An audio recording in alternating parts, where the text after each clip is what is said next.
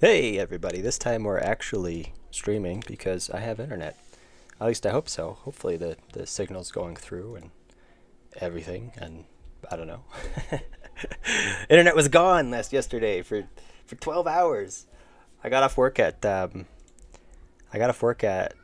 whatever time it was, like 1 o'clock, and then and I was gonna stream at 2:30, and yeah, that didn't happen because internet went out at about 11:30. Didn't come back on until about 11:30. So it's like 12 whole hours. Ugh. Yeah, that was bad. So it's like 12 whole hours. Feedback. All right, that's gone. But how's everybody doing? We got Monkey the Mask, Other Vincent, Remanai, a lot of usuals. Debble, Monkey the Mask again. Akai the Creator, how's it going? Basil, what's going on? Superstar Studio Plush, what's up? That kid, a lot of familiar faces. Olive Gaming, hey, how's it going? I don't think I've seen Olive Gaming. How you doing, Olive Gaming? But hey, a lot of familiar faces. There's no faces, just names and profile pictures, and none of these profile pictures show actual people. So I hope your faces don't look like that. Anyway, we're gonna be doing a whole bunch of pixel art today, and now that we have internet. I I could have like worked on it without streaming because I mean Sprite can be run, but then also I have a hard time focusing when I can't listen to something while working on pixel art. So doing pixel art without internet is actually painful because it just is. Hey, he's alive. I am alive. Yep, I did not die. I'm sorry for everybody who showed up to the stream yesterday, but at the same time, I'm not sorry because it wasn't my fault. It was internet. I think, yeah, it wasn't good. It was like a whole area. I wonder, it's happened in the past too, and it was because they were doing construction and they cut some fibers or something. They drilled too far, or in the wrong spot. I wonder if it was something similar this time, but I don't know yet. What are we doing? What are we doing? Oh, end room. Okay, yeah, we're going to be working on this a bit more, not the placeholder. With the end room background. Remember this guy? Remember how much progress we've been making here? We're actually going to be doing real pixel art, not just deciding things. I think we're going to actually be working on all of this. Hopefully we can get it done today. That'd be pretty awesome. Let's also open this one, because this gets layered with this. And then let's also open, I think that's it. I think that's it for now. That's all. Excuse me. I hope your faces don't look like that. Are you insulting my profile picture? I think your profile picture is lovely as a profile picture. Just glad you're okay. Yeah, me too. I'm sorry about, yeah, yeah. It kind of sucks. I was like, hey, I get to stream today, and then I didn't get to stream that day.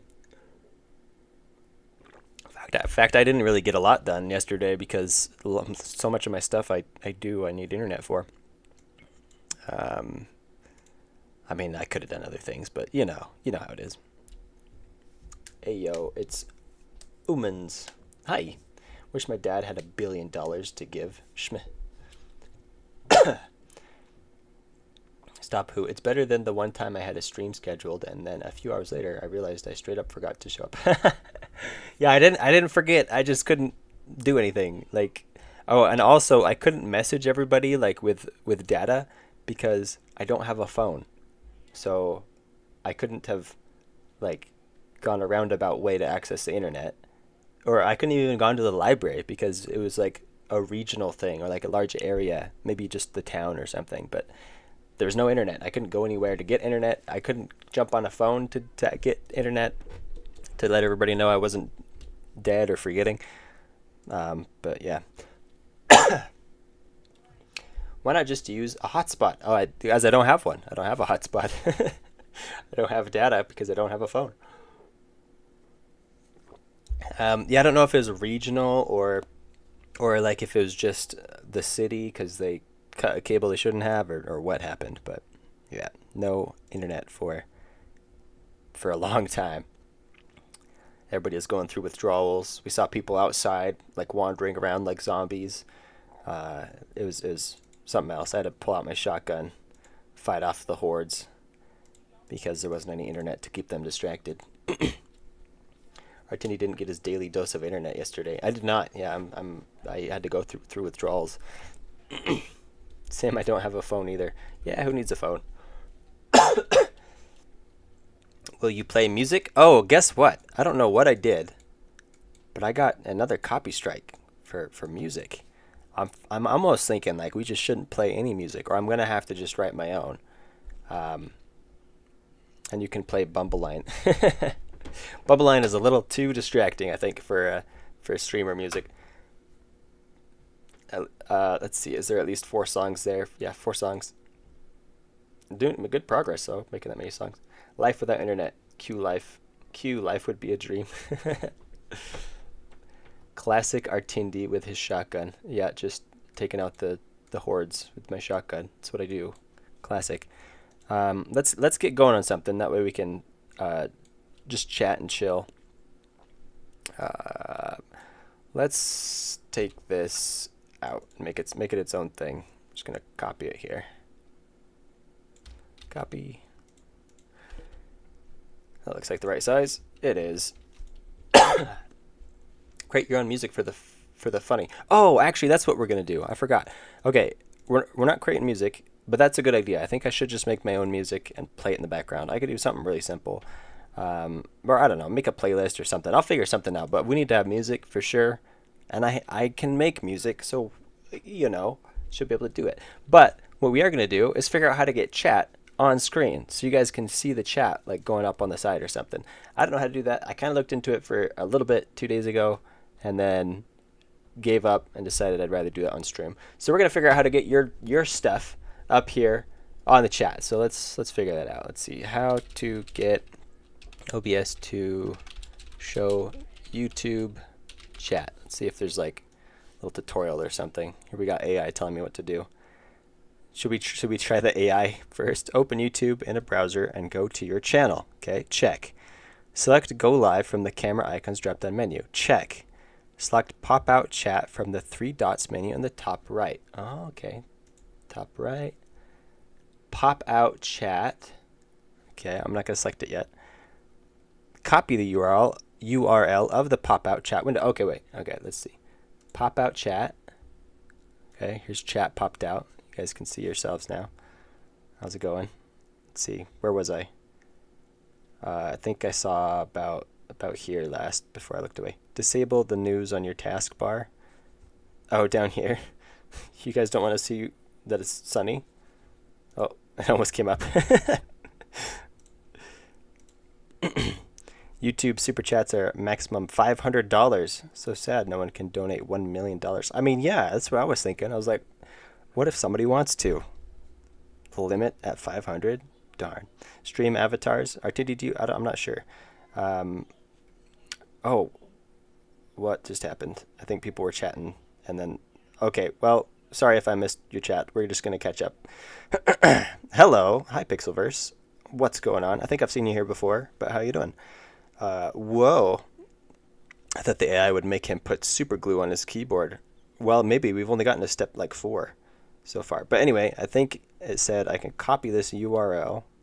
Copy. I popped out chat too.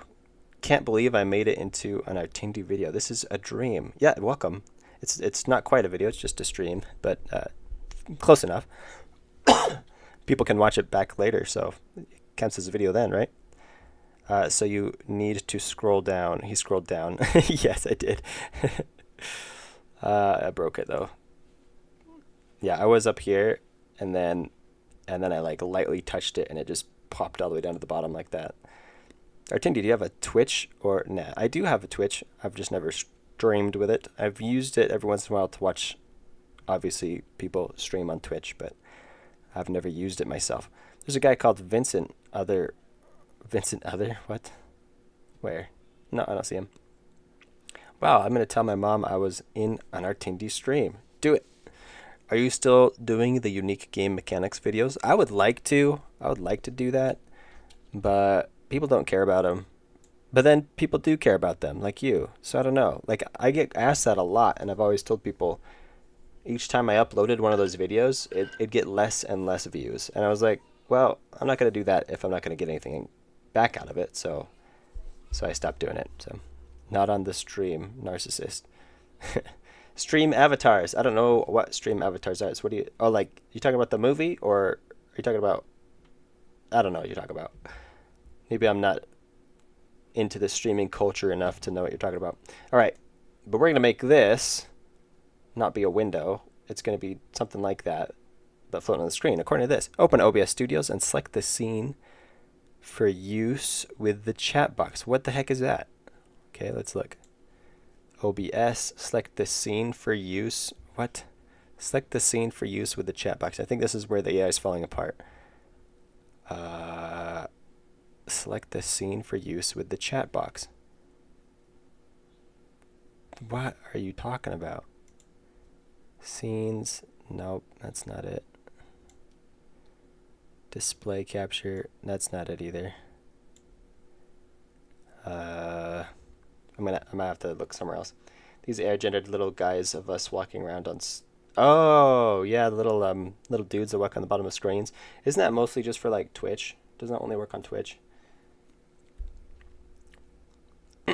You're a maggot now. Wow, that's really mature. He's not looking. Say something illegal. Oh no. Yeah, I don't know if I'm too worried about that. Don't say illegal stuff though. That's bad. You will have to log in with your YouTube account first, then go to the chat box or chat overlay section, copy the URL. After that, go to the OBS Studios and add a new browser source. How do I do that? So here's OBS. Add a new browser source. Oh, right here. Source. So I can just add a new browser source. Add display capture. Is there browser source?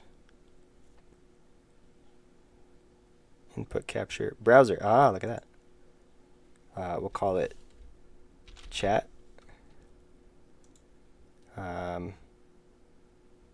Okay. Worked. I don't know what's going on though. Oh, here's the URL. Browser source. And I still have it copied, I think. So if I copy this right here. Okay. Oh, and then I can set the background color to be like invisible, right? Okay. Let's do that. It looks all messed up. Is it appearing on screen now? It shows it here. I think what I have to do is make it invisible now, except for the chat. I probably need to download a script for that. Because as you could see, yeah, there's like a spot for script. And I think I'll need to find a script that works for that. But now, what do you guys are chatting way too fast.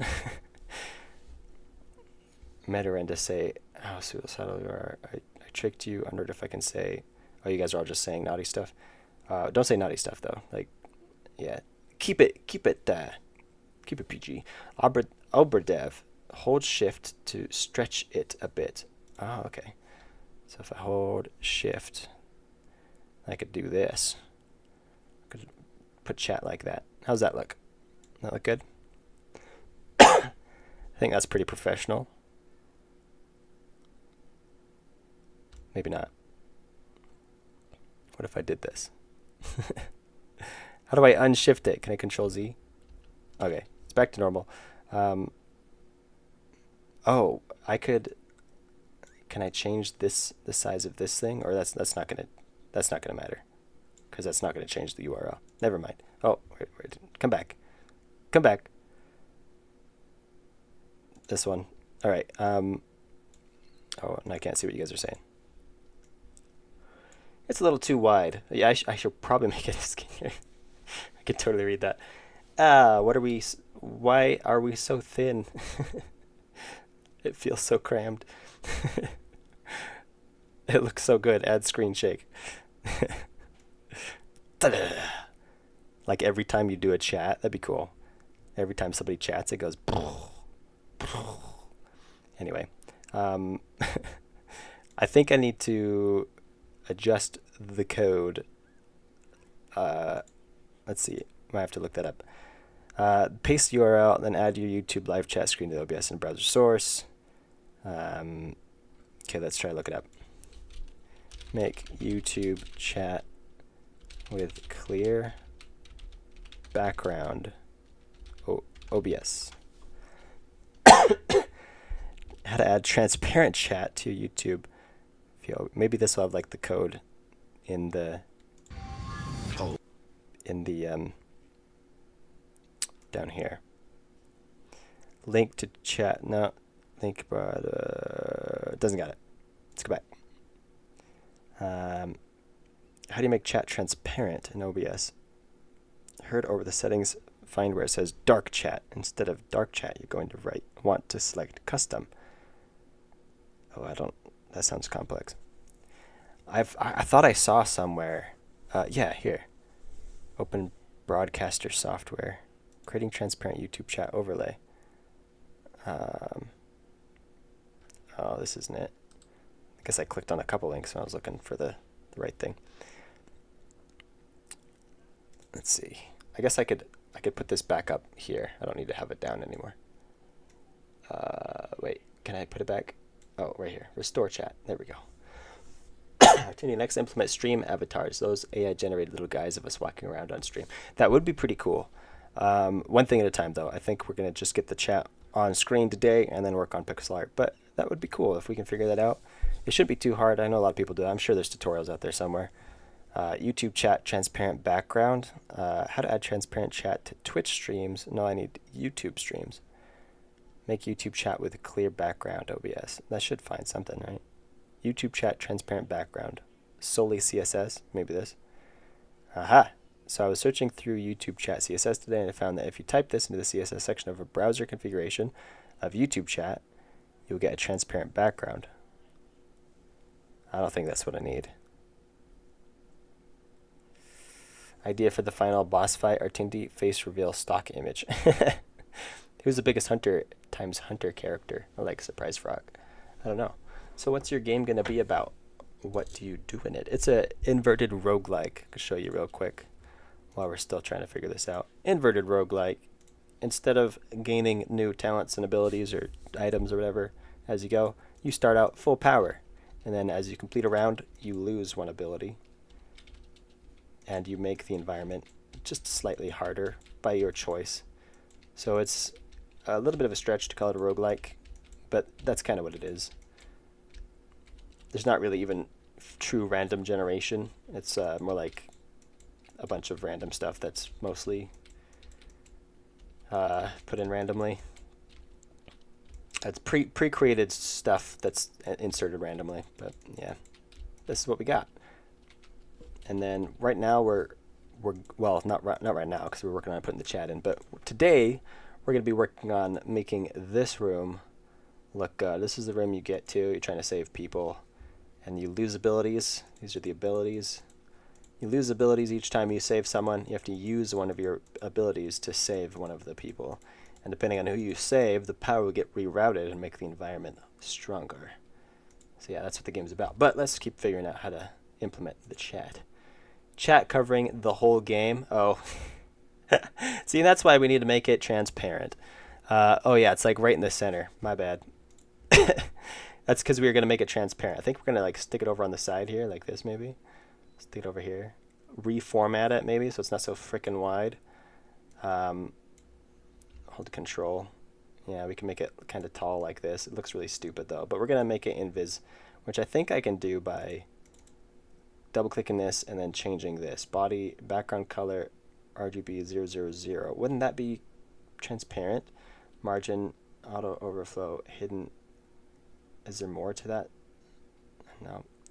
Used custom frame rate, control audio via. Oh, I can customize the width right here. All right, we don't need to we'll close that. We don't need to we'll put that back to normal, and then let's customize the width this way.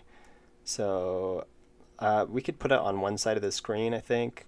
We'll set it to, well, we'll make the width much skinnier, like 400, and then the height will be the length of the screen, so we'll do 1820.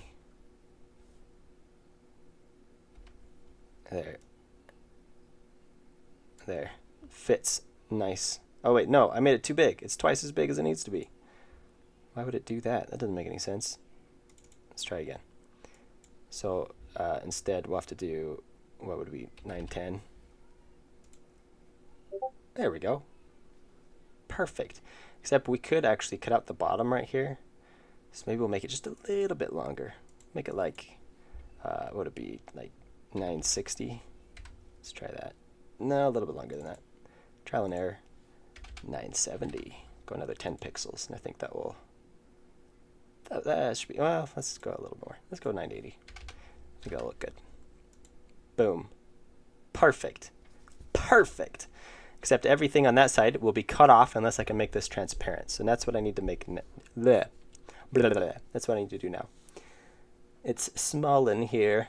I just finished the script for a video. Should I do the talking myself or a text-to-speech AI? Good question. I know of a YouTuber who did text-to-speech AI, and people got used to that. And when he tried to switch to his normal voice, people were like, "Hey, that's not you," because like his editing style mixed with the text-to-speech AI. Oh, he was using a really bad text-to-speech AI too, so it really kind of gave it a lot of character. But anyway, eventually he switched, and it was less entertaining for some reason. So whatever you pick, just I don't know. If you're gonna want to switch to your normal voice eventually, I wouldn't do text-to-speech AI. I have a double, triple grimace shake on a what? I don't know what that is. Lorem ipser. Oh, not. It's got to be in English, man. Yourself. Stop lying. Lorem ipser. What are you putting that up there for? All of gaming. What is this? All right. What are we? We got to make it transparent. I got to keep looking this up. Quit distracting me. We got to finish this so we can get back to. Let's see. OBS. Oh, actually, what's it called? What's it called? Custom CSS. Okay.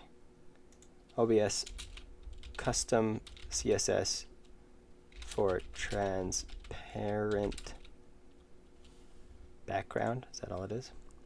How to create transparent browser window as overlay.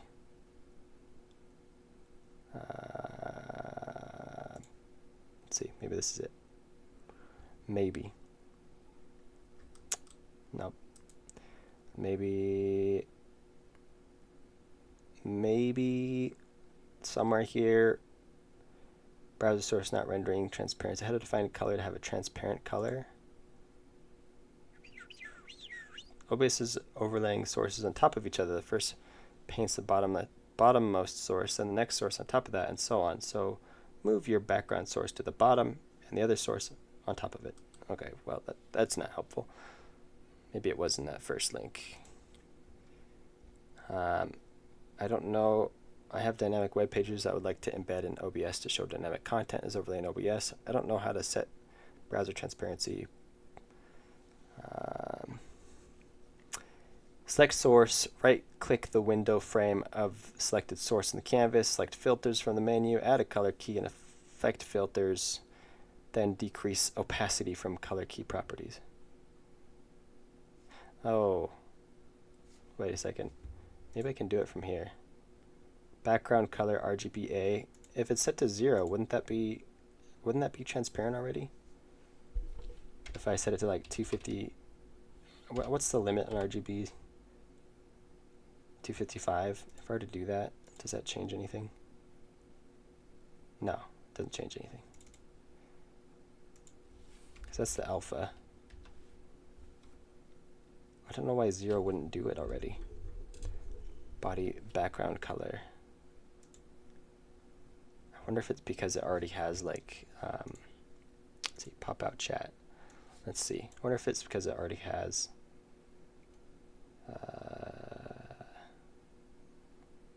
view page source. Whoa. That's a lot.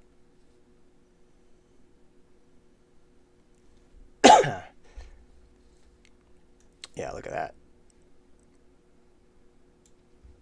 Why is it like just go on into infinity?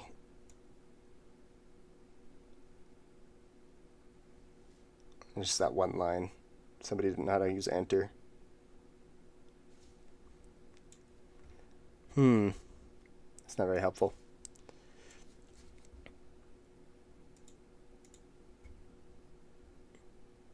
Welcome to live chat. Remember to guard your privacy. Imagine having OCD and having a stroke because he won't check this Discord. What? 255 is 2 to the power of 8 minus 1. Oh, nice. I was just wondering that, actually. I was like, I wonder what another set of values that could equal 255 would be. You answered. Thank you. Go to the CSS, type the component chat background color. Type in, like, for searching for that.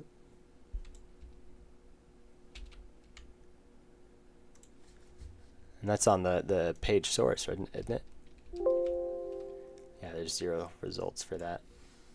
How about just chat background color? Let's say. Nope. How many did that? Did you try to chroma key the source? Can you make how to fail at stealth game? Yes, how to fail at stealth game will eventually be a thing. For sure. Fun fact, the sun is even hotter than your average household oven. What? How to fail at making chat transparent. Well, we're still trying. We haven't failed yet. We're gonna get there eventually. I feel like someone would just have the code they could paste in there, but make a transparent screen in OBS Studios. Why don't we watch this video by this random person? Maybe they know what they're talking about. I mean, their thumbnail's really colorful.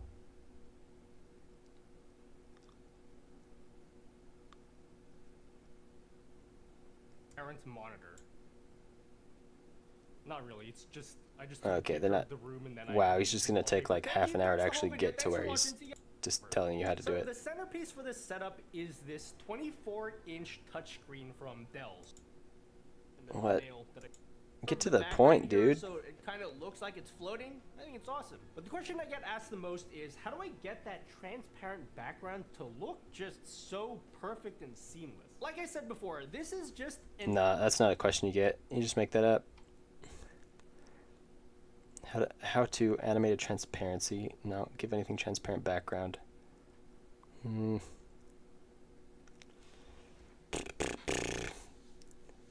you try and make it transparent in the window and then add it to OBS? That's what I was wondering, but I'm not sure if that would work. Let's see. How do you inspect it again? I forget. Is it like F something? I can't remember. I thought I could just right click. Oh, inspect. There. Holy moly. It's so big. It's really lots of text. Search for chat background. How about just background? I don't think that's it.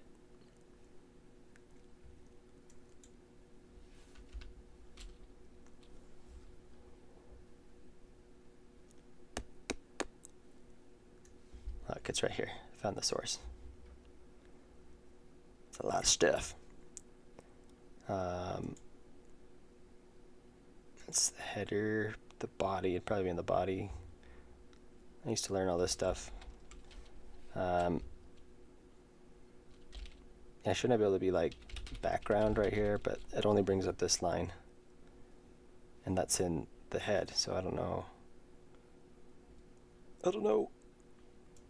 I'm not smart enough for this crap. Artindi, I don't think it's possible to change it easily since it isn't really a background. It's more like the website's background color.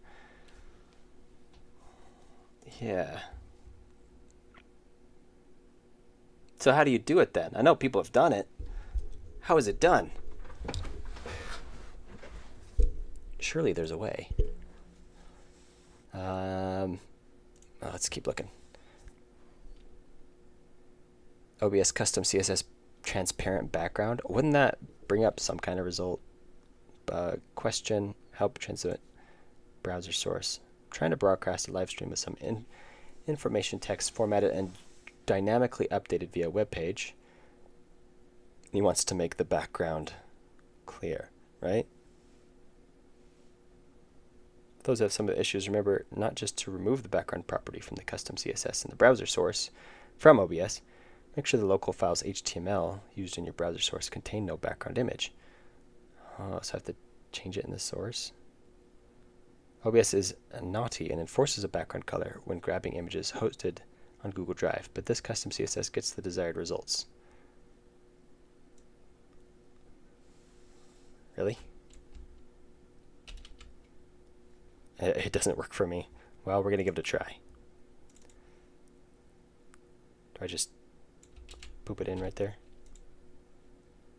Nope, does nothing. Fail. Fail. I can't trust it anymore. I can't trust the internet. But you have to combine it with Twitch chat. Artindi, I don't think it's possible. I know one way, but you have to combine it with Twitch chat. Gonna grind to max rank my foot soldier in a game initials. Player versus Zombies or Plants versus Zombies Global War 2. Is that what it is? Plants vs. Zombies Global War 2? Did you get it? Rumor goes they're working on the sequel. Kirby accused Meta Knight of jaywalking right now. Fun. Hello there. Hey, Florian Boyer. What's up? Oberdev is correct, I believe. Oberdev filters. Let's see. Changing the source code won't change the URL, though. It doesn't affect OBS. Yeah, that's what I was thinking. That's why I was like, I'm not sure if that would work. Filters, he says, though. Maybe they'll make it a new sub-series. Also make... Oh, wait. Essentially. Hi. Well, hi, Rob. Or maybe even Kirby steps in the wet cement and ruins his shoes. Garden Warfare. Ah, close. Global Warfare, Garden Warfare. Same thing. Just use the Filters tab and chroma key it to... Chroma key it, I beg. The Filters tab. Is that in here somewhere? Nope. What Filters tab? Where? Pretend I'm stupid and I don't know what you're talking about. Click Source. Click Filters button. Add a color and select color. All right. Where do I click Source?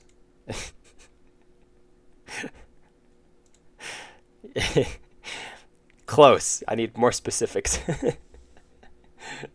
Search in the YouTube search bar how to add transparent chat to YouTube stream via OBS Studio for free. The easy way 2024. Okay, that sounds legit. Copy. We're going to do this. Where'd my other browser go? This will work. YouTube. LeBron James. Right, here we go. Is it the first result, probably? Is it this one? It looks like it. Before, after. That looks legit. Let's watch it. Wouldn't it be crazy if you could create So crazy. Oh my goodness. A young teenage girl. This is what the transparent background looks like, yeah? Yeah. So I'll just show you now how to get it in a few steps. All right. He's going to show us now how to get it in just a few steps with an Australian accent. Bonus points.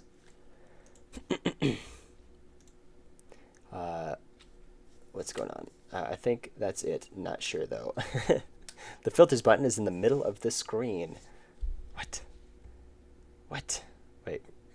I'm getting distracted, but that's okay. Filters button in the middle of the screen. Filters! Right there. Look at that. Filters. Oh my goodness. And then what was the next step? What did you say before?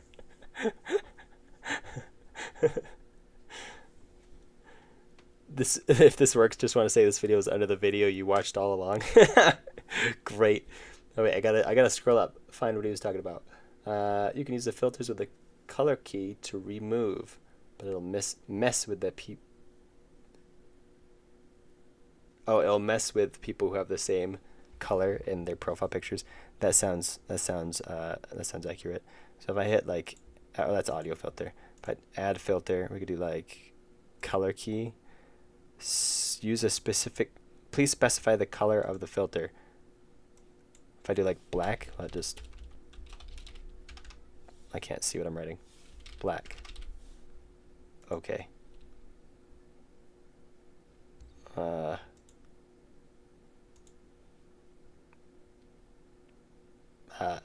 Well, let's finish watching this, and we'll go back to that. Maybe that's what we need to do. Step one, yeah. Step After one, you've yeah. copied your stream key code into OBS. In OBS, you're going to need, I've called it YouTube chat. Now to obtain YouTube chat, the first thing we need to do is go to add source, and this is going to be a browser item. So you click on browser, and you can call it whatever you want. For me, I've called it YT chat. So this is it here. Okay. I can activate it, yeah, right there. And in my case, I generally have my face just above it, yeah. I'll just take that off, it's in the way. So Okay. it's currently not connected. Right. And I'll just show you how to do that. So I'll just remove this for a second, back to YouTube Studio. Learning so much. YouTube Studio, what we need to do is left click on these 3 dots here and click pop out chat. Got it. We need to copy that URL code. You'll see Skipping forward. YouTube chat will show up.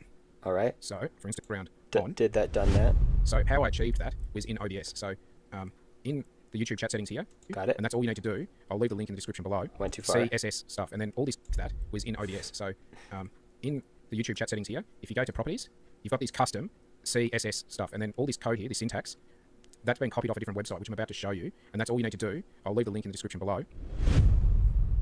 Is go to this website. Link in the description below. Link to, is it chat v2? Is that where we're supposed to go? Oh, I've been to this website during my research. Is it ready to go? Should we just try it out? Let's take it straight out. Let's give it a go. Copy. And well, we'll close this. I think. Here we go. Here we go. Boom. Okay. Whoa. It's transparent, but it also looks really dumb.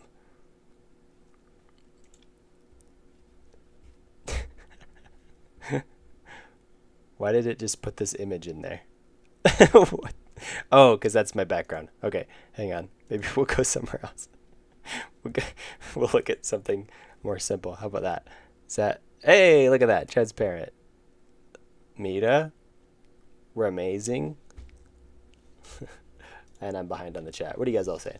Effect filters and click plus. I think we found a solution, Oberdev, but I think you were onto something. I think your solution would probably work as well, but we found an easy way. And so, yeah, try to do a color key and set opacity to like 0.4 so you can slightly see it. Oh, that would give it a little bit of a little bit of background, but potentially we can do that right here.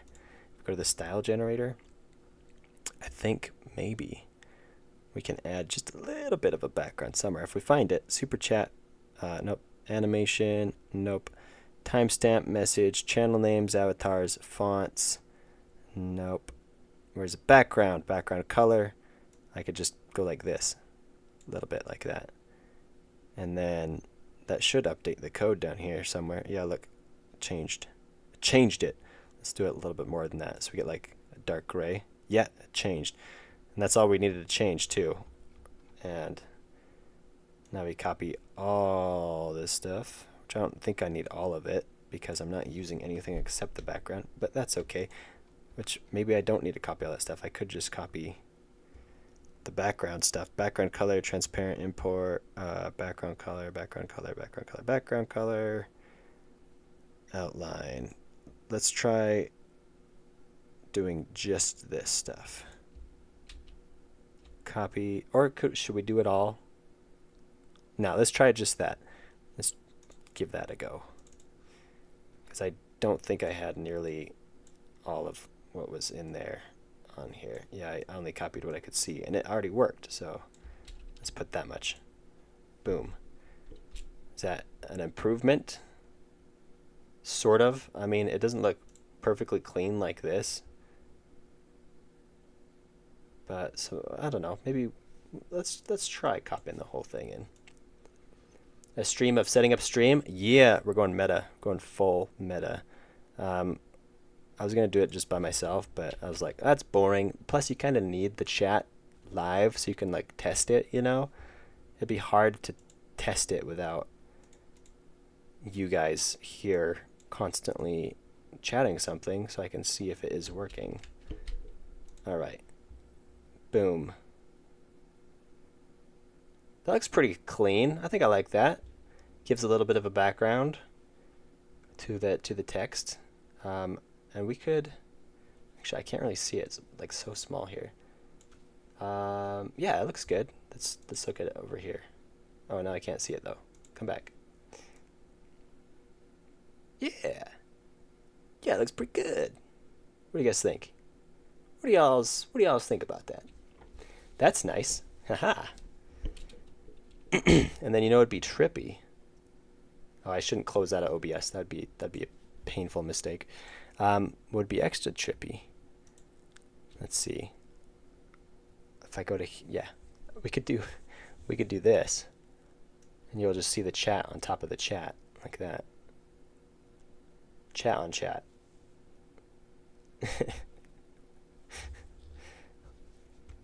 Except now you're not saying anything, so we can't see it like updating with itself. Are y'all just too mesmerized? Oh, updating. There, somebody typed something.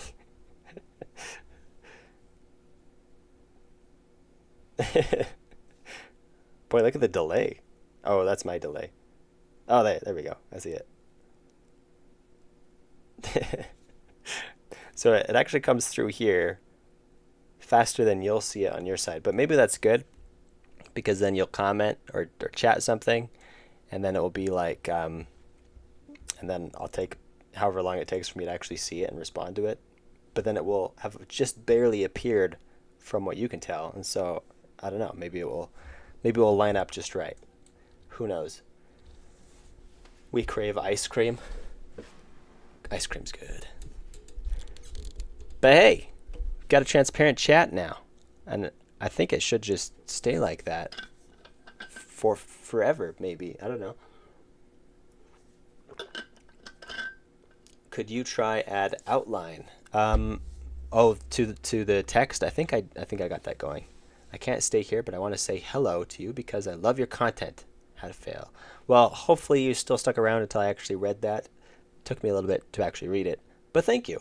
Appreciate that. Ganondorf. What's up, Ganondorf? Have you been here the whole time? I think I've seen your name before. Or Ganondorf is just a pretty common name, though, isn't it? Yo, chat. Upgrade progression. That's crazy. I know, right? We're moving up in the world of live streaming game development content. Draw us some Neapolitan ice cream. Since you asked so nicely.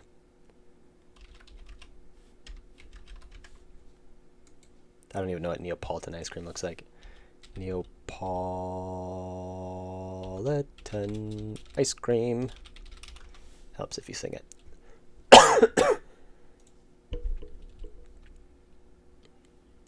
It doesn't look very fun to draw, though. It's kind of boring. Kind of like, eh.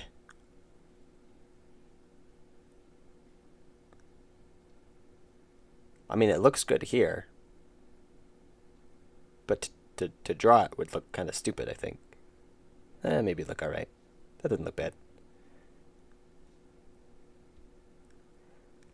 I don't know why you'd want so many flavors, though. Like, I mean, I'd still eat it for sure, but just give me one flavor that I really like. Give me some mint chocolate.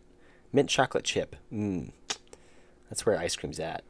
Mint chocolate chip ice cream. That's what we need. Mint choco. Chocolate. Mint chocolate. Ah, yeah. There we go. That's some real ice cream right there. That's where the ice cream's at. Mint chocolate chip. Yeah, okay, anyway. Let's draw some pixel art. That's not Neapolitan ice cream. I was totally going to do it, but then I was like, looks kind of dumb. I have to go now. See you guys around. Okay, catch you later, Cyanite. Glad you could join the stream for as long as we were here. We didn't work on anything probably the whole time because we just barely got chat going. Working, whatever, something, I don't know.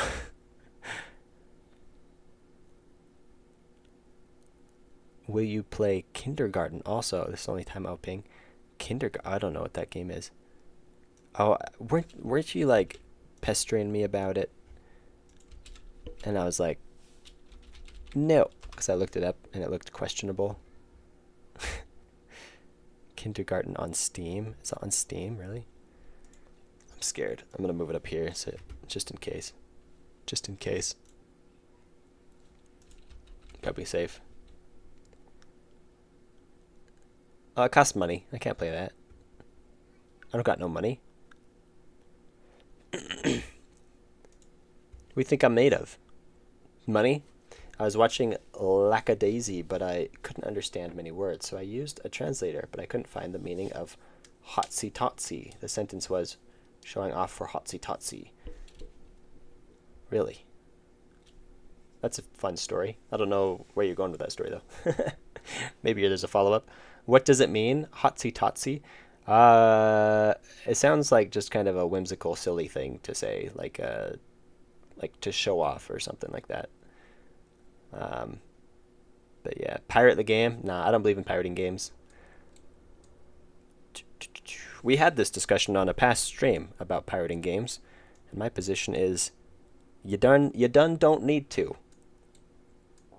Artindi is so powerful, my laptop blue screened. Wah wah.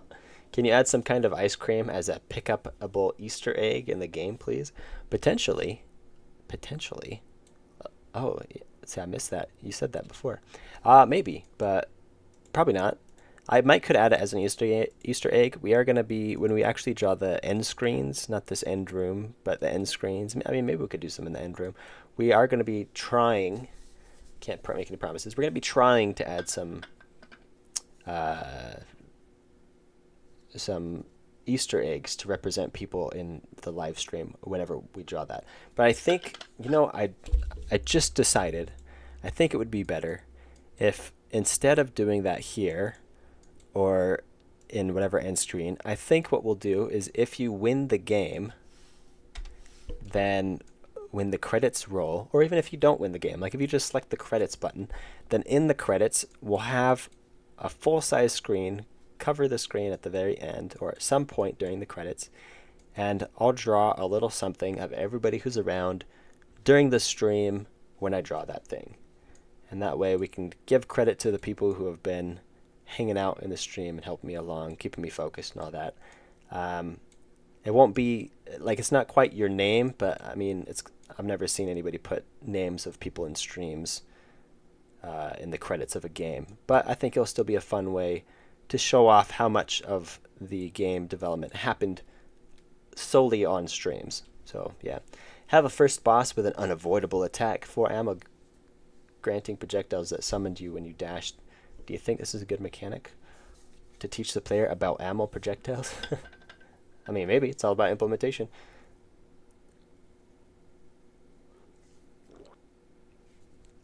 In my current game, yeah, it just depends. It could be good. It could be really bad. Who knows?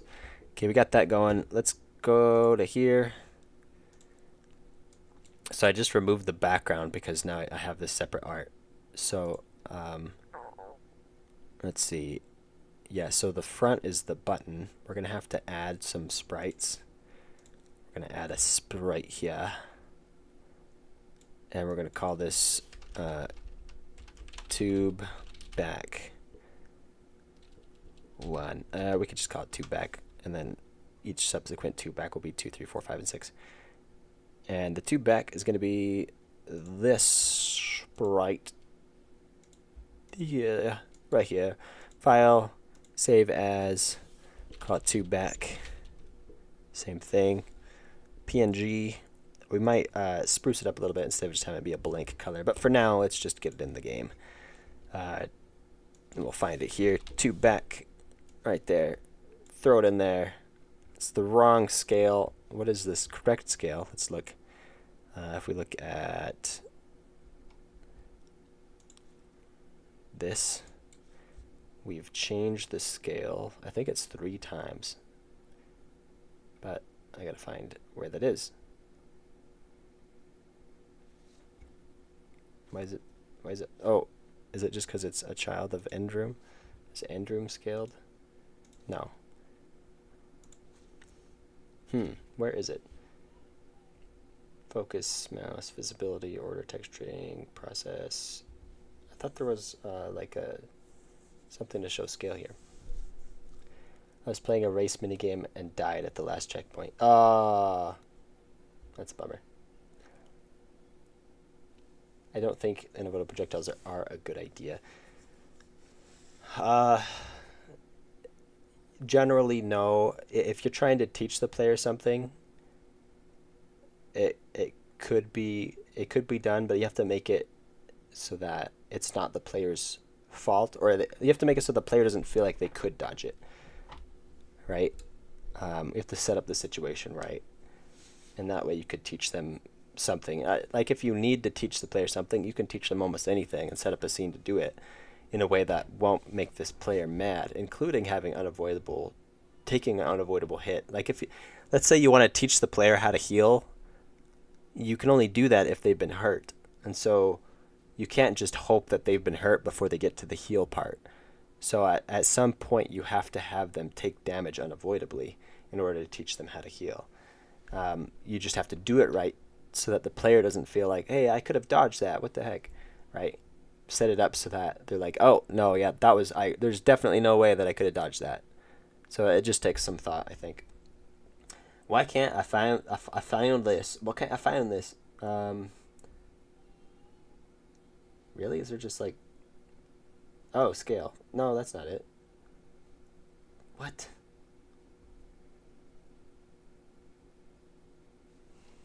I'll find it here. Let's see. Scale. It's under layout. Transform. Oh, there it is. Well, that's not it. It's because it's 1-to-1. How did I... Well, maybe we can just test it out. Let's see. Because this one's easy. It's just under transform. I think it's... Yeah, it's 3x3. I could have just done that. That would have been a lot easier. Then we're just going to hand position it where it's supposed to be.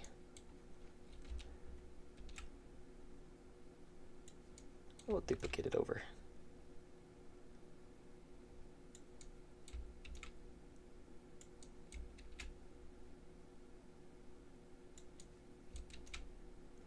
I'm using hotkeys, by the way.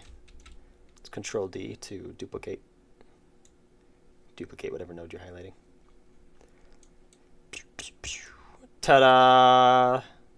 Alright, so now if I were to change this sprite, it would update on all of them. Artindi fair. You ignore damage by dashing, so that's why I put it in quotes. Lol. That being said, unavoidable attacks could also make for a cool fake-out death for the player. True. I was asking Artindi, but yeah. He's like, no thank you, I didn't want your opinion. I'm making a 3D game on Scratch. Let's see, what were you asking? I just missed it. Are you using Godot? I am using Godot, yes. And Remini's using Scratch. Thanks for asking. But yeah, I would like your answer here in the chat as well. And for those using it, what do you think about it? Is it good compared to Unity? For Godot? Yeah, Godot is excellent compared to Unity. It's in my opinion, I think it's even better. I've compared it considerably with Unity. Of course, you'll think I'm being biased because I use Godot, but having observed many people use Unity, I think Godot is just a lot better. So it typically runs faster. It might not. If you were to stress test it, Unity might hold up longer, but seldom do you need to make a game that pushes it to such limits. So that's not really a good metric, in my opinion. Like almost never will you need a game that goes to those limits. It's just silly. But even then, I think eventually Godot will stress test better than Unity because it's always progressing and is open source. But yeah, and also you don't have to worry about them backstabbing you and taking your money if you become a successful game dev. So there's that. Okay, all of these have to be a separate sprite as well, believe it or not. But actually, this doesn't, but this does. So, kind of don't want to do all that, but I think we have to. I think I don't have a choice. So let's copy that. File new. That's such a weird size. I don't like that size. Let's do a little bigger. I don't know how far out we are on this side. We got 1, 2, 3, 4, 5, 6, 7, 8. 1, 2, 3, 4, 5, 6, 7, 8.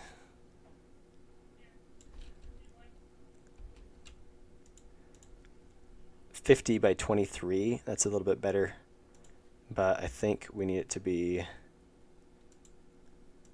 50 by 24. Or 22. 22 works. Boom. Excuse me. Artindi, where do you learn Godot from? I'm currently following a 12-hour tutorial, but it feels excruciatingly long at times, and I'd like to learn stuff faster. A 12-hour long, like, is it one video or just like a series of video that happens to be 12 hours long? You can learn it from combinations of tutorials. I learned it from watching a lot of different tutorials. I did know how to code beforehand. I'm assuming you potentially know how to code as well.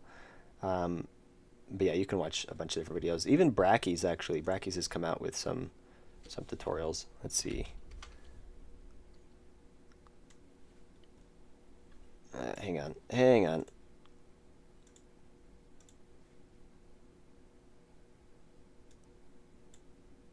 Let's see.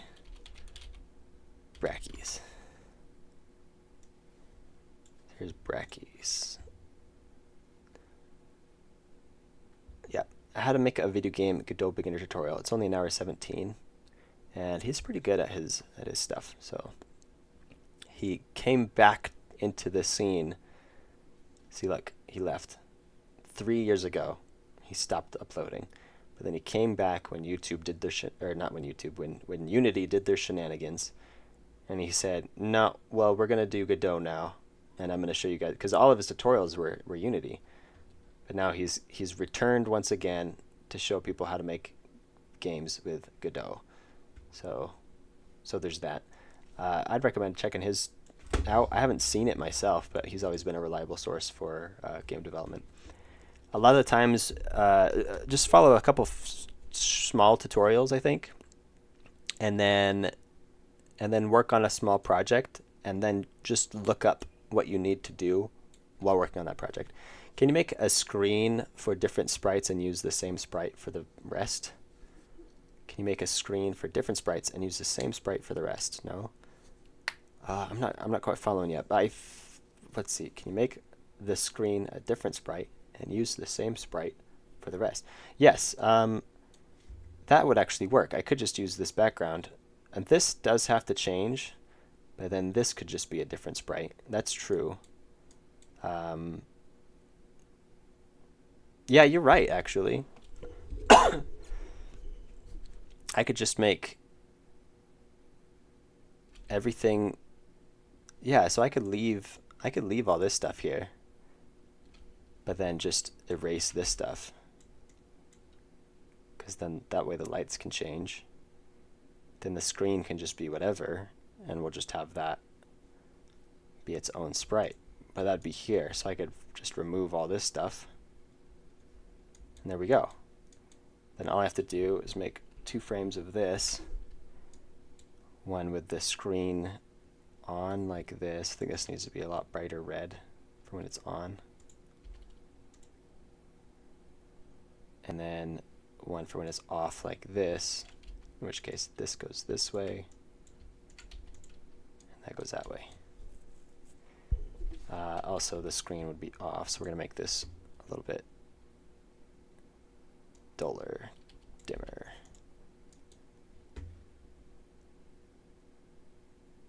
Maybe we can make it like that. Just go full black, and it turns on, right? That looks like it turned on. Yeah, that's a good idea. Thanks for that. I think that'll simplify things, because then I don't have to. I can still have this just show up in the normal scene. And then this, we could just have it set to that, right? And then we just need all the different frames.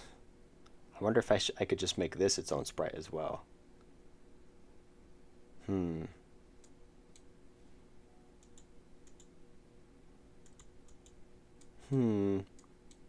don't know if we're going to worry about it. We're going to do this the long, hard way. It's going to be going back and forth, copying and pasting. And you guys can chat. We'll just chat while I do the grind. What if, because if it's an inverted roguelike, instead of you challenging a boss, you are the boss, and an NPC challenges you? Oh, interesting. I think there's some games like that. That's an interesting idea, but I think it wouldn't work for my game, at least as far as what we have so far.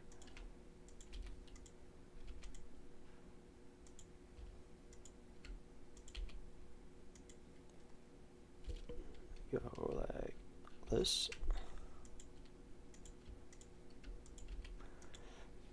Thanks for the tips. Yeah, yes. Oh, yeah, you're the guy who's asking about. I'm like, yeah, for sure. Yeah, huh? Yeah. No, yeah, I'm happy to give out tips. That'll be $5. What are you drawing? I'm just working on the end screen. Correction, the end room. The big old sprite for the end room. It's gonna actually be a bunch of smaller sprites now. Plans have changed. Boom. Okay, let's go again. Next. Next.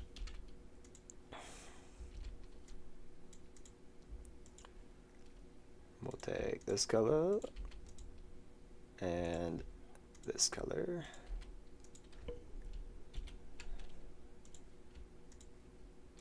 This color and this color. We'll get there. What if you made a stream funny moment completion and called it how to fail at streaming? Oh, that'd be so much work. I'd have to like actually watch all my streams back. That's when you like are a big enough YouTuber that you can just hire someone else to do that for you.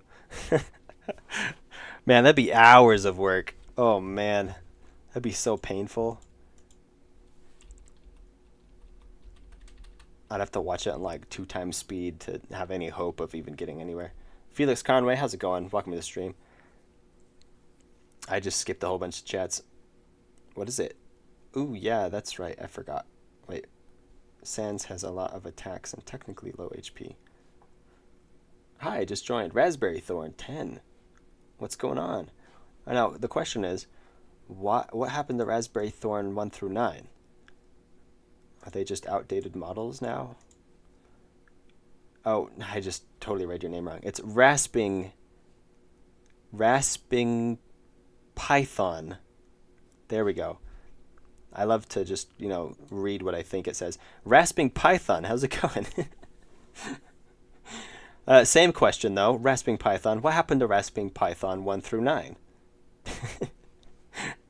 Are you the new model? Say a number from 1 to 4. 4. 7, 8, 9, as far as I know. Ha. Ha. Good one. Olive Gaming 4 is the number I pick. Okay, let's do the next one. I don't even know if this is gonna work, but we're gonna see. It'll probably work. Dang it. I hate it when I hit the wrong hotkey and everything just goes black like this. Boom. You know what hotkey this is? Check it out. It's actually really useful. If you do Control B, if you make a selection and then do Control B, it turns your selection into a brush. Isn't that cool? Pretty nifty, right? But then, I don't remember how, but there's a way to make it so that it locks freehand. Is it? Nope, that's not it. Paintbrush. Oh, let's see. Pattern aligned to destination, right? So if I click, now the pattern's going to stay consistent, right? Or you do pattern aligned to source. So now wherever I copied it from, it's going to align to that anywhere I go. So it'd be like somewhere up there. So now it's just lined up, right? Pretty nifty. Can be very handy. Anyway, yeah, tips and tricks. Bro ran for I in range 10. Name equals Rasping Python plus string I. I don't know. Is there something I should know? I really don't know. This is the name my brother had. I just kind of stole it. I think you should ask him what happened to Rasping Python 1 through 9. Are they just outdated models now? Nah, I'm just teasing. I'm just making fun of your name. I guess. Well, I'm not really making fun of, but just joking around. I guess. I don't know. It's fun.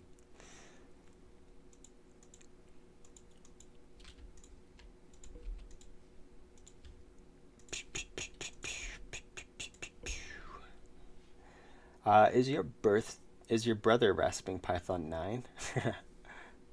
Do you have 9 older siblings? And each of them are Rasping Python 1, 2, 3, 4, all the way to 10. And you're the 10th. Maybe your parents are 1 and 2, and then you have 8 siblings. Great for drawing brick walls, is it? Oh yeah, it would be good for drawing. In fact, I use that. Let's see. I'm gonna show you now. You got, boy, that was great for distracting me. It totally worked. Open. Gotta find it now.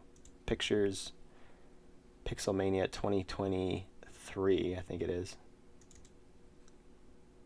My submissions right here. So I drew some graffiti. I made these bricks. Oh no, I didn't make the bricks. I drew a lot of the texture on the bricks, right? So every brick has a highlight and a shadow, but then even on the paint, they continue to have a highlight and the shadow. And the way I did that is I made the base color. That way I wouldn't have to go through by hand and do it. So I made the base color first, like in the orange, I just put in the orange, right? And then I created the highlight and the shadow separately, like I drew it down here or something on top of another brick. And then I copy pasted it like this. Well, at the correct scale. I think this is the wrong scale. But I copy pasted it, and then Control B, and then after selecting all the orange with this tool, right? So I had every bit of orange selected. Then I could just squiggle really quickly, and it would highlight every single brick super fast, only in the correct location as well. And it made highlighting all this stuff so much easier. So I just drew it with the base colors first, and then just went bada, and that was it. So easy.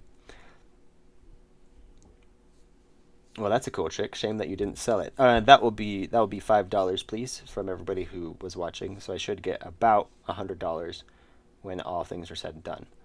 Please don't flake. I know who you are. I'll track you down if you don't give me my $5. There's this video game maker on Steam called RPG in a Box, which is really easy to use. Free demo, but paid full version. It's true. Also, fun fact, RPG in a Box was made using Godot. So in a way, if you use RPG in a Box to make a game, you're really just using the Godot engine. I believe it's a Godot engine. I could be wrong, but I'm pretty sure.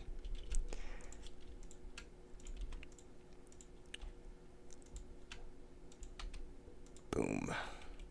Oh, that doesn't look right. Did I mess up?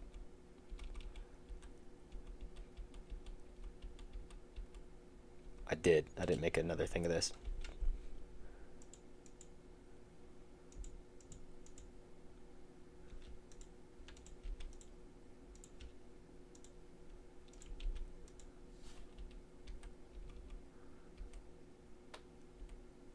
And those are now out of order. Scooched over. There we go. So we have off, on, off, on, off, on, off, on. Now we'll do the next one. Which one did we just do? That one. So we're on to this one. Excuse me. What software is this? This is Sprite. It's really great. Worth $20. You can get it on Steam, or you can get it off the Sprite website. 100% worth it. It's you can get it for free too if you know how to compile stuff, because I think the source code is available. They also have older versions that you can get. They don't have quite all the features that you see here, but even then, the older version is great for just making simple pixel art. But I mean, if you got $20, it's super worth your money. I mean, that's the cost of Skyrim a lot of the times when it's not on sale. And if you're willing to buy Skyrim, I mean, I've spent more time on Acebright than I have Skyrim. For whatever that's worth. Excuse me. Artindi, do you know that there was a game dev who stole your idea? I think his name was Artindi or something. How dare he? The idea thief. I'm gonna take him to court. It was copied, it was patented or something. I don't know. Some kind of copyright something. Maybe.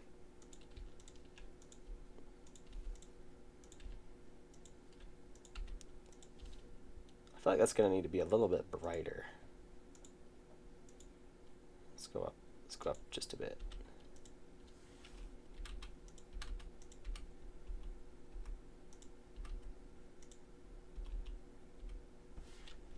Whoopsie.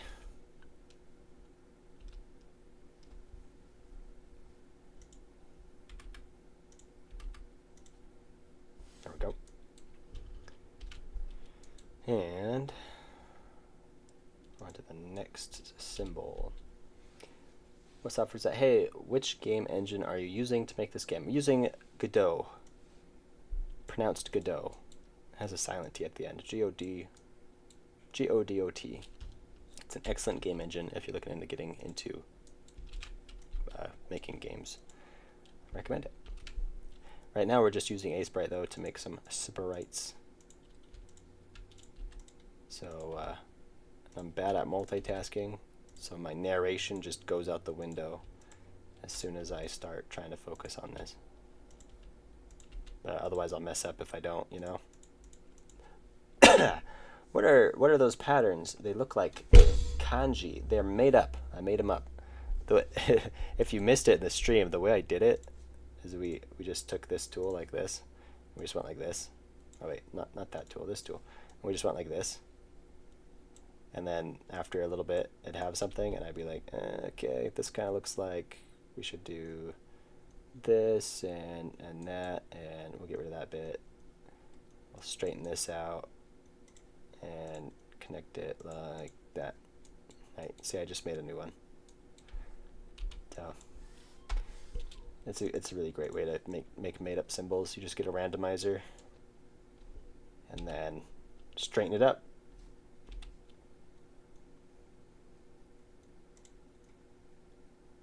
It's actually a lot of fun.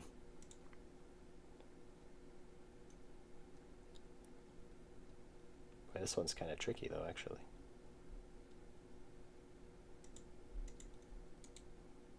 Let's go like that. That one looks weird. Kind of cool though. I'm gonna put this on the inside. I'm gonna bring this in as well, just so it looks like it's more uniform. Nice. Yep, that's how we came up with those. They're all just made up. They're supposed to represent all the different enemy types that you'll face, all the different hazards you'll face throughout the game. You can see them here too. If we run through the game, you'll see the different symbols on each hazard you encounter. So there's one right there, one right there. On the saw, you can see it there. On the closed saw, you can see it as well.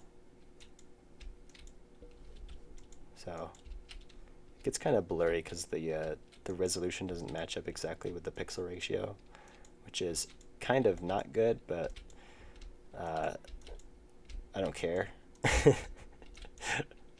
It'd be better if it matched up better, but it's not going to matter either way because a lot of these rotate, and that's kind of what messes up the resolution as well. See how it's spinning? If it was perfectly lined up, the pixels might show up a little bit better, but it's not, so it doesn't really matter. Especially since it rotates. Yeah. Anywho, besides Godot, any good 2D game engines besides Godot? There's, what's the one? Game something. Game, is it game? Oh, what is it called? Game engines. I have heard good things about GDevelop. Godot, Panda, Game Maker. That's what it's called. It's just called Game Maker. Game Maker 2, though. I think there's a second one. Game Maker 2 is updated. A lot of people like that one.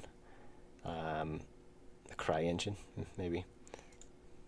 Panda 3D. I don't know. I think I've heard of it, but I don't know. Frostbite, Lith, Love, Marmalade. Yeah, these are all these game engines that people have made and then tried to license or sell because they custom made them for whatever game they're making.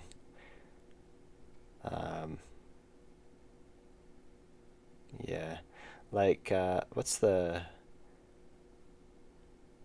one? It's a game engines for 3D. It will show up if I do that. I just can't remember what it's called right now. Why isn't it even showing it? That's the one that they use in Epic games. Why am I spacing so hard?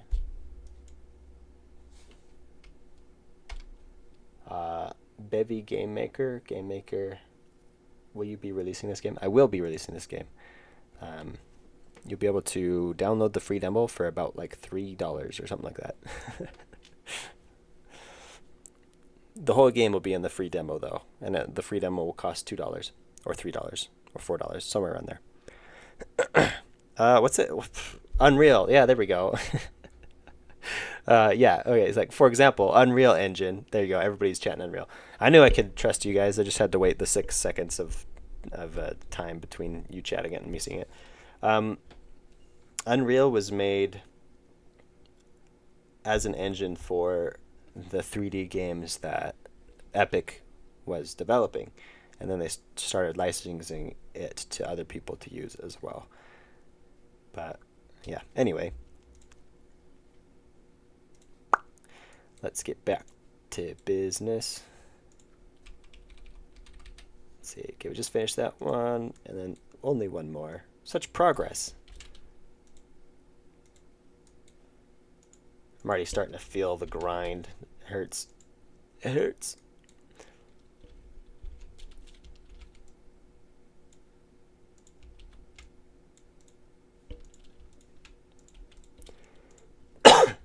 I don't want to do this anymore. Except I kind of do. I don't know. I like the... Oh, wrong color. I like the grind sometimes. It's really chill. The grind is different, though, when I'm streaming, I've noticed. Like, when I'm doing different things, I don't mind as much. But, I really like pixel art grind when I can... when I can, like, listen to music. It's a little more, I don't know, bearable. Or even enjoyable, to be honest. Boom, boop, boop, boop, boop, boop, boop, boop, boop, boop, boop, boop, boop. Okay. So this is going to change according to whether the person is saved or not. So how are we going to implement this? We could just do it through code, couldn't we? Hey, Artindi. Ronin Jellyfish, how's it going? Mustafa. I always want to say Mustafa. This sounds like really dope, but Mustafa. What's going on? What's the best art style to learn in your opinion? I think all art styles are great. A lot of people assume pixel art is easy, but it's not. It's easier than some other art styles because it's vague. You don't have to be quite as precise, but it's still very difficult. People think like, oh, anybody can do pixel art, but it's not that easy. How much does the free demo cost? The free demo will probably cost like $3, maybe $4, maybe $4.99, but I don't know. That's kind of pushing it. It's not that big of a game. You don't need a game engine. Just edit the frame buffer directly and then start making your game around a lot of spaghetti code. Yeah, yep, that should work. My first game engine was the Chrome. I used Chrome, and then I used JavaScript and CSS to make a little factory game. And it was all on one script. I had everything on one like 2,000 line script. I probably have that somewhere. I think it's on my computer, my old laptop or something. You don't need a game engine? I'd read that. Tintin, what's your opinion on pirating software? I mean, we could go into that again. We've talked about it on the stream before, but maybe there's new people here. I don't think anyone needs to pirate software. I think it's dishonest. I think it takes away from the developer. I know there's been a lot of people who have come out and said, I only pirate something so I can figure out if it's worth playing, and then I'll go pay full price. I think maybe the people who say that, only a small percentage of them actually do that. Because the temptation is too real. You already own it. Why would you pay for it, right? I don't know. But then I've also heard there's the guy who made Ultra Kill. He put out a tweet and said, cost shouldn't, I'm paraphrasing. He said something like, being poor shouldn't prevent you from participating in culture or something like that. And so he's like, if you can't afford my game, feel free to pirate it. And I'm kind of like,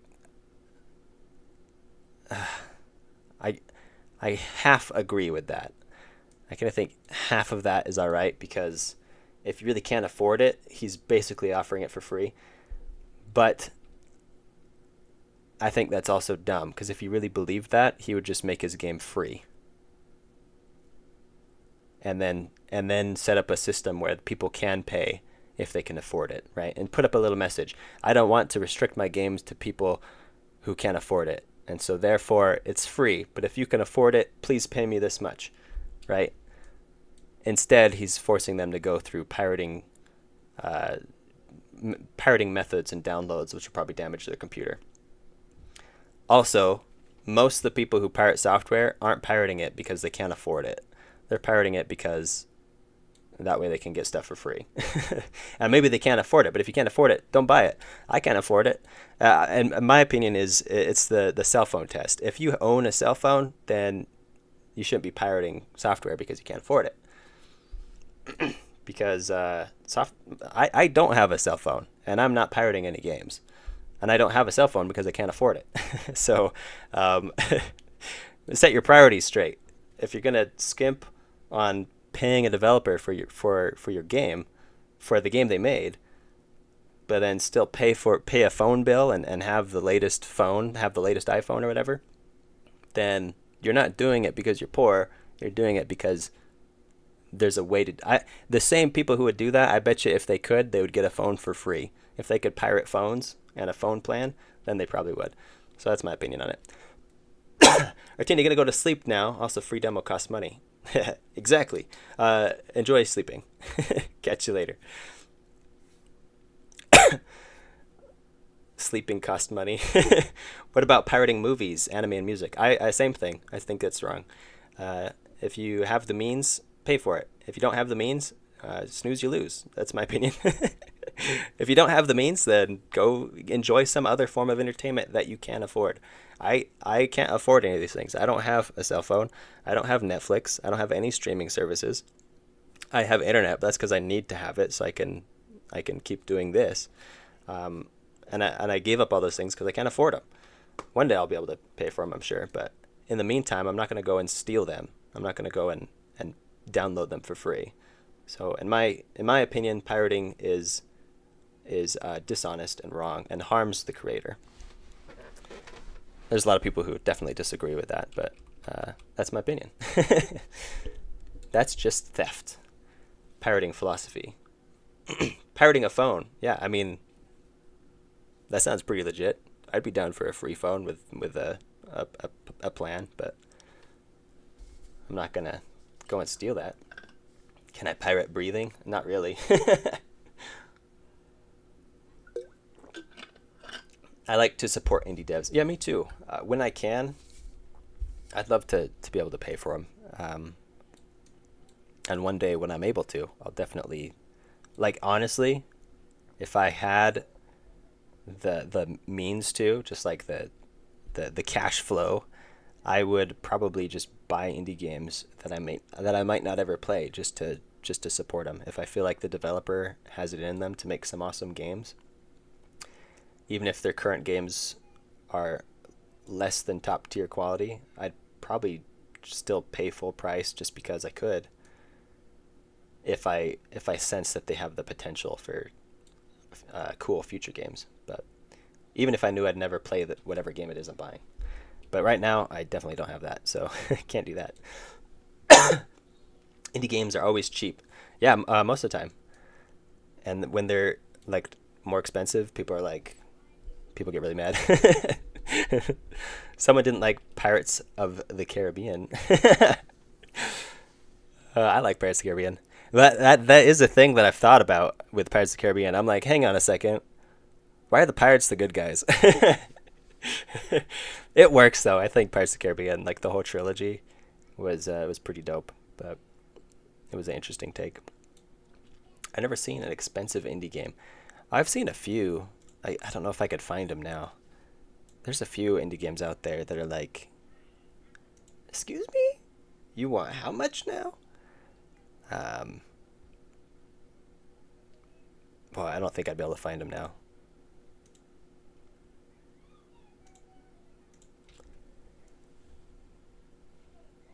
Tower Defense Fest. Ooh. Excuse me. Had a hiccup.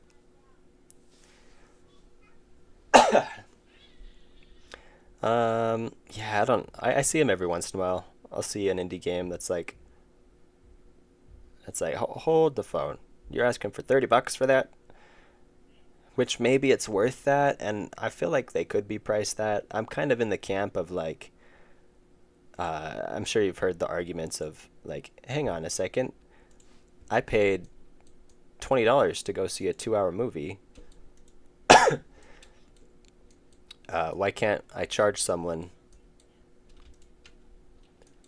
Why can't I charge someone $20 for 30 hours worth of content, or 30 hours worth of entertainment and enjoyment, or more than that? It's far more than just one movie at the movie theater. But people don't equate that value quite the same.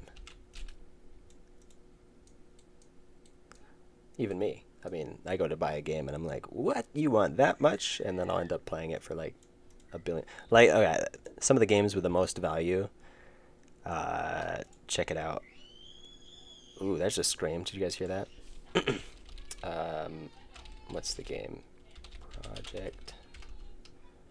Project Zomboid. Look at that. Live at the military blockade. This game has so much depth and content to it.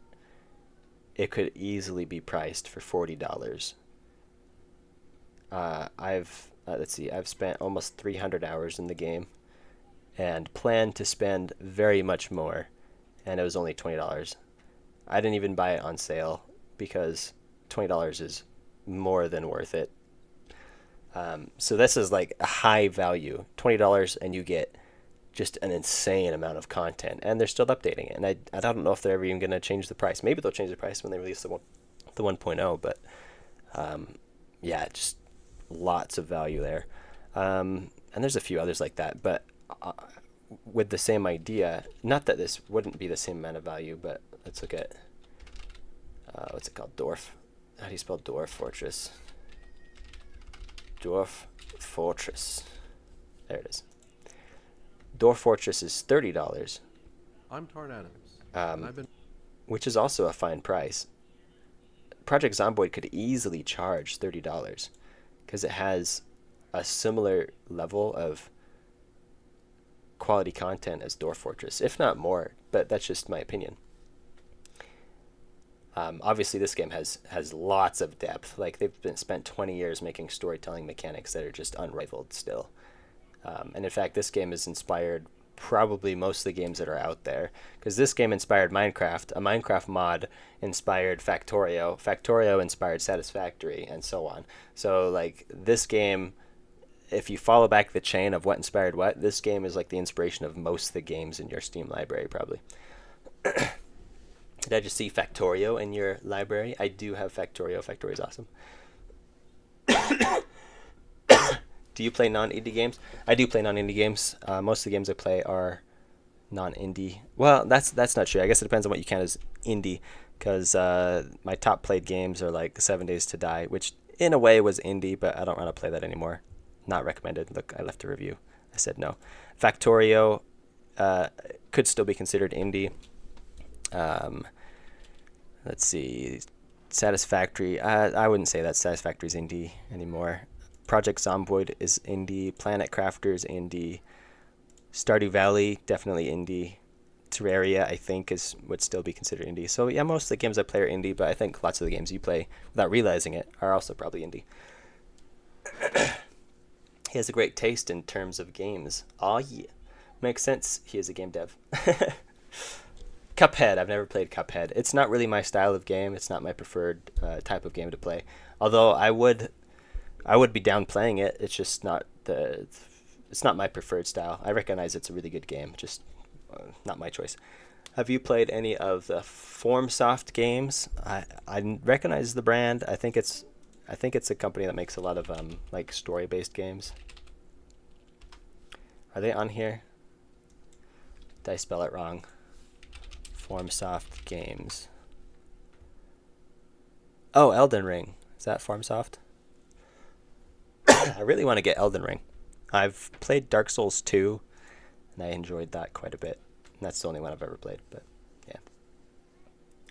I mean, Dwarf Fortress is the best game in the world. It's pretty good. I guess it's a really good game. And $30 is a steal of a deal for the content that you get. I'm just saying other indie games with how much they offer could easily charge that much as well, but for some reason people frown on that price point for indie games. Satisfactory is a bit indie. It's there still. I guess I wonder where the line is between indie and like non-indie. What counts as a non-indie developer? Are we just talking like the really, really, really, really big 3 billion people companies, and that's the only ones that are AAA? Maybe Satisfactory is a AA company, because if you look at the games that they have some Coffee Stain Studios. The list of games they have are Goat Simulator, Valheim, Satisfactory, Deep Rock Galactic, also that pirate game, Sea of Thieves. A lot of these are the ones that I don't think people have really heard of, but yeah, they have some pretty banger top tier games. So, not that would disqualify them from being indie. They just I don't know. I feel like their company's large enough to make and maintain that many games. At what point are they no longer indie? You know. Coffee Stain Studios is a big indie studio. Yeah, that could be what it is. Anyway, let's get back to drawing crap. Indie means independent. Yeah, it is short for independent. So I mean, is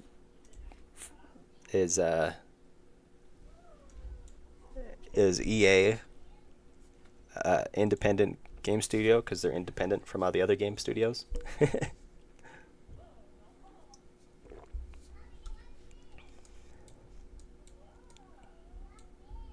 I am obsessed with Sekiro. Yeah, I like the FormSoft games. At least the ones I've played. I really want to get Elden Ring, but man, it's expensive. Like the small amount of money that I have saved up, I was almost, last time I was on sale, I was almost ready to drop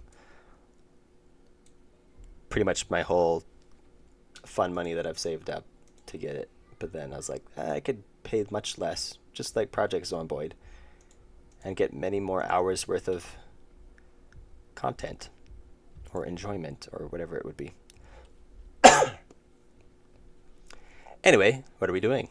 We are drawing some more of this background here.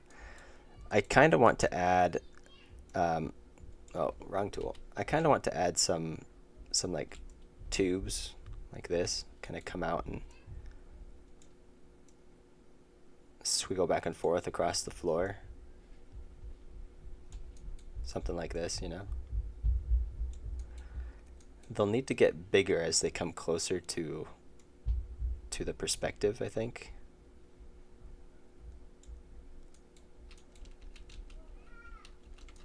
Let me add a background so we can have something to work on besides this.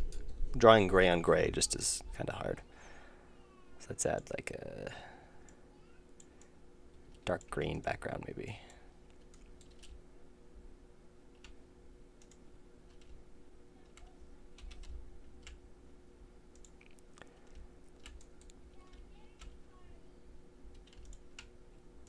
Dark green.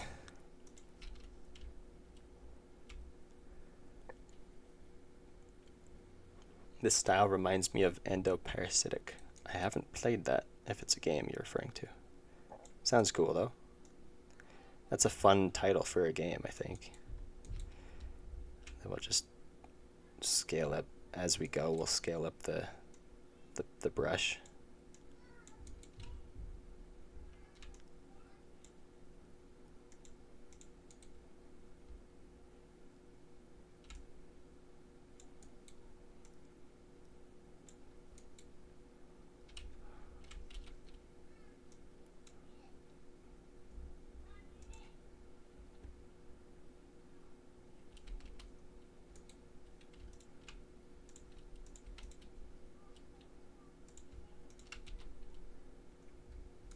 There we go.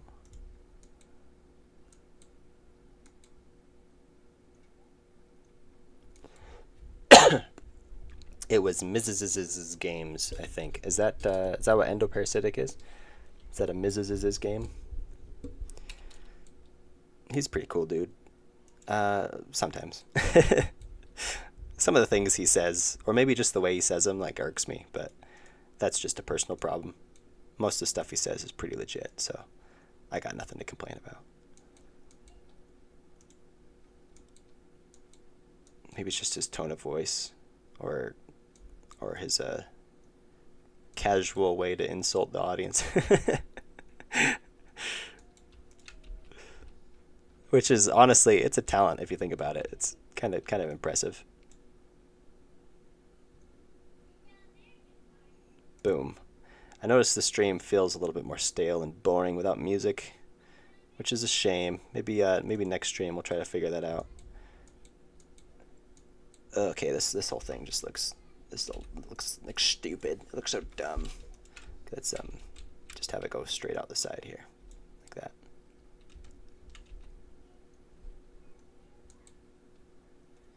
Much better. It's a little too thick though, I think. Boom. Boom, nailed it. In the future. What's in the future? $70 will be a cheap price because AAA companies are going to make it even $100. I know, it's insane. Like, I wouldn't ever buy any game over $60, but even then, I'd wait till they're on sale. So I'd never even buy a game at $60, unless I was really rich and it just came out and I wanted to play it really bad. But that's gonna be a while before this game quite like that.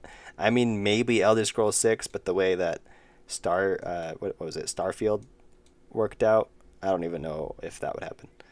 That's what I was considering though. I was like, I might buy a game when on its release if it's Elder Scrolls 6. But now, I'm not so sure. They kind of flopped on the Starfield thing. Alrighty, let's add some shadow.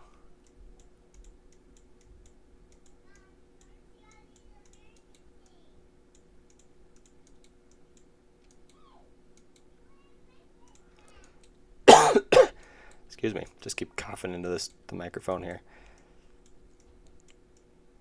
The cough that never goes away.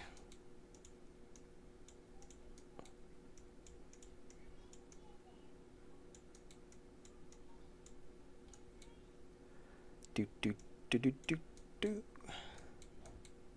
That is not a dark enough shadow, like at all. But we'll get it in place and then change it. This shadow kind of sucks.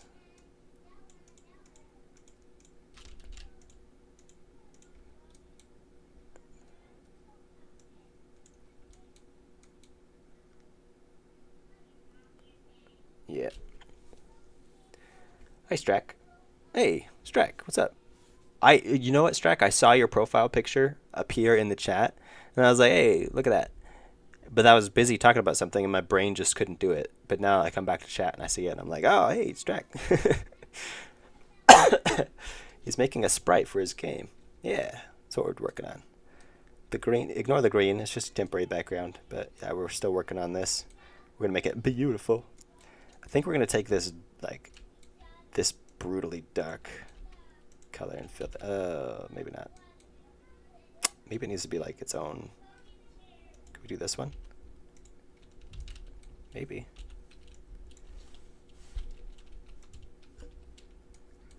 Maybe so. Wrong one. It might be too much. Might be too dark. Yeah, that's the same dark as those screens. What if we took these colors? Duh.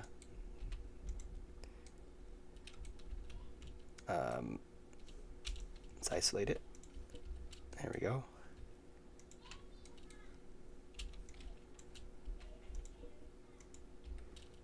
Okay, that works. And then this as the highlight. Should be good.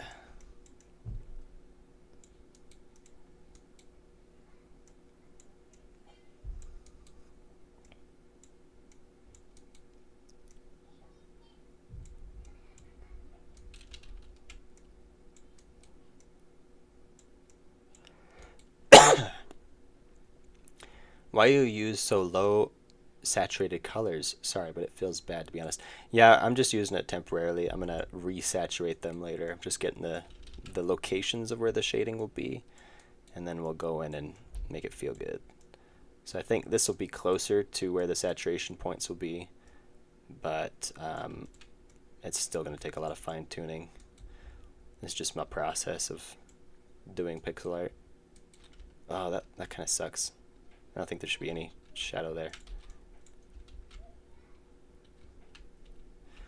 Wow, what's going on? I think the shadow should only be on the angles like that. Yeah.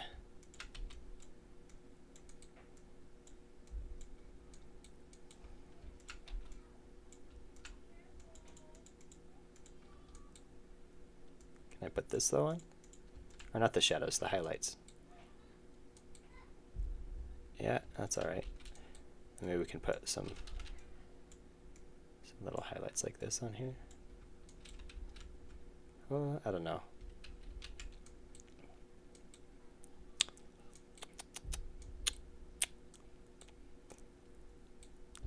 Okay.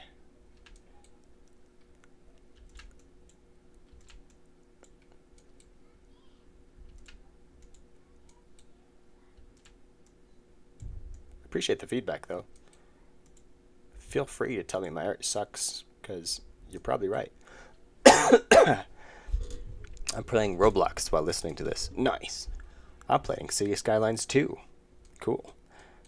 I kind of wanted to play that second one. That's why they're giving out the first one for free, I think. That's how I got the first one. It's pretty fun. It's a little, I don't know, it's a little hard to, like, the beginning is always so much the same that I never got far enough to, I started too many saves and it just felt repetitive. Never got far enough to really enjoy the game, I think. How's that? We're gonna keep the blue background just temporarily while we look at it, or the green background, not blue. That's kind of cool. I think it could potentially have some more highlights here, just on the top, maybe. Or we could change how the highlights are completely and only put them on these surfaces, maybe. Let's see. I kind of think it looks bad down here, actually, now that I think about it. Kind of needs to be up on top like that. And then we could probably put the highlight up here on top.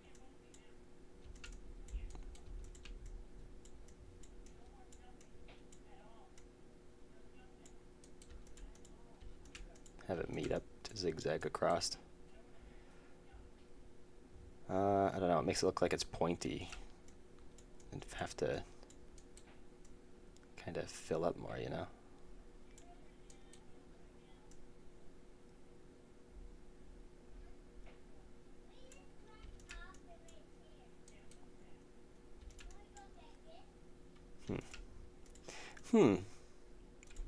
Anyway, what are you guys doing? I clicked early. Whoops. Oh, what'd you click? I'm trying to get this stream open on my Chromebook. On my Chromeboo. I'm going to sleep. Wish you luck on whatever you're doing. Bye-bye. Catch you later, Felix Conway. Glad you could join us. If you do, you're bound to succeed. Buy a game that's over $100. Boy, he was chatting. I never read any of his chats. I feel bad. Oh, no, I read a couple of his chats. I just scrolled up. Why you stopped making tutorials anymore? Because I'm not using the current version of Godot in the game I was making, and so then I stopped making tutorials because I felt like anything I made would be outdated immediately. And yeah, that's why. There's your reason. Maybe I'll come back to it once I get on the catch up with the program.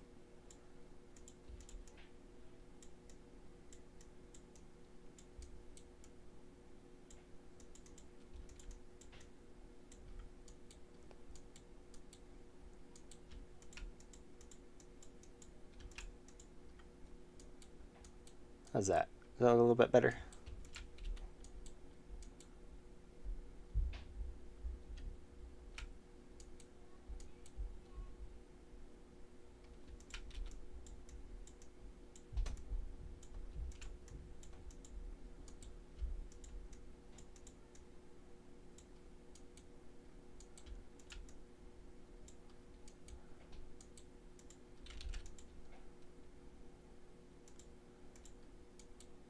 It's kind of tricky.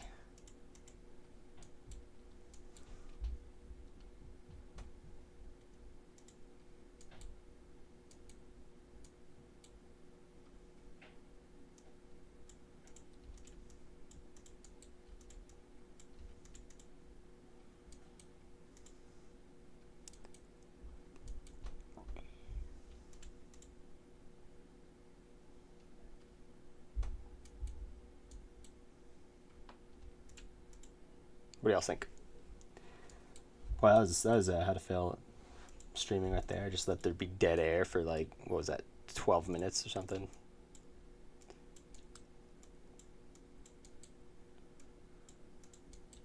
City Skylines is heavily dependent on modding, to be honest. Oh yeah, is that? Maybe I just took the wrong approach to it then when I tried it out.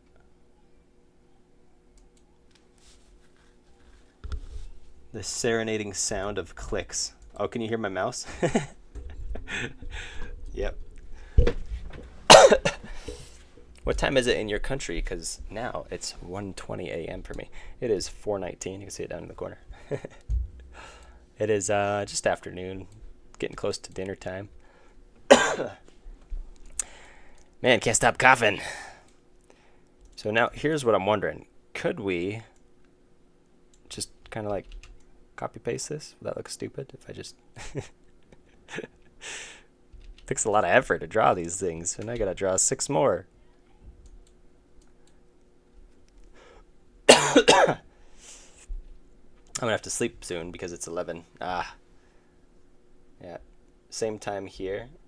It's 4:19 where you're at, Strack. You in the same time zone as me? Are we time zone buddies? Are we practically neighbors? That'd be funny though. If I'm like live streaming and you like live down the street from me. That'd be pretty crazy.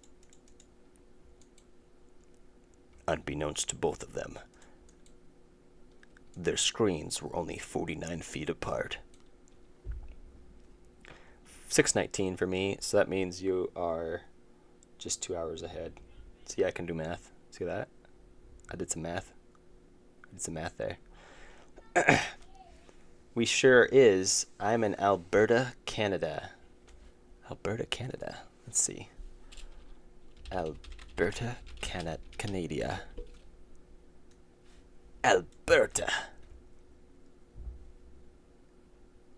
Maps. Welcome to Alberta. Yeah, we sure is. Because I live somewhere in here.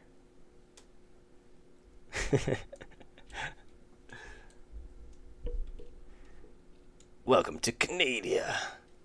Let's see. Population of Alberta, Canada. What the? That's a lot of people. 4.3 million. I didn't think it'd be that much.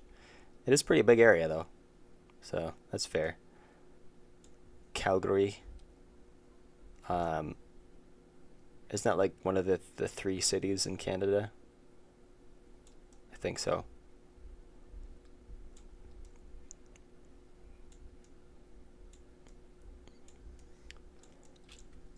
That's fun.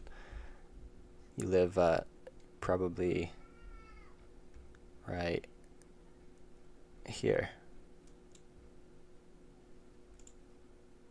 Oh, found your house. Found your house. You live in this north loop. Right. Oh, there you are. There's your house right there. Oh, you're not here right now. Your car's away. Oh, unless you're parked on this side.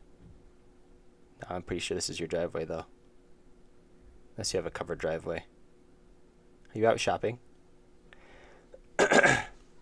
Gotta find where you live. Yeah, good luck. We're mostly on fire right now. Oh, yeah? Is that why there's so much smoke outside when I go outside? Like, it's been so smoky. And I'm pretty sure it's because of California and I guess maybe Canada. I didn't know Canada was on fire. But, yeah, I go outside and it's just, like, so smoky.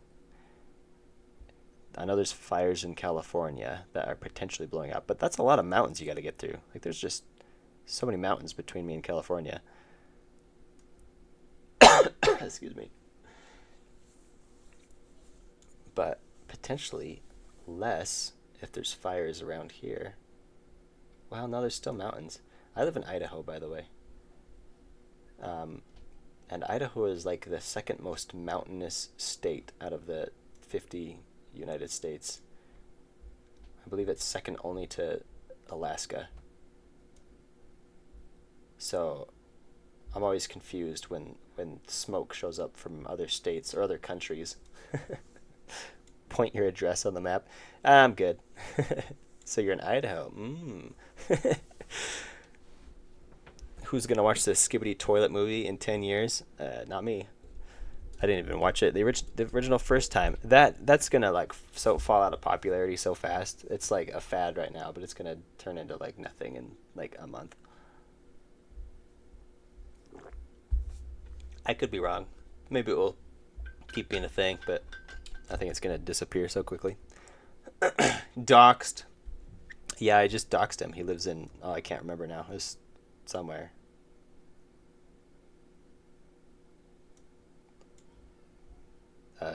Yeah, it was one of these little towns. It was in Solwell.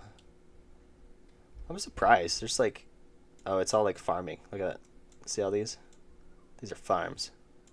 These are places where food gets growed. There's a lot of there's no crop circles though. Or not like alien crop circles.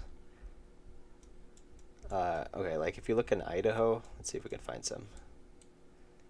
Let's find a flat part of Idaho. Yeah, see, look at that. Look at all these circles.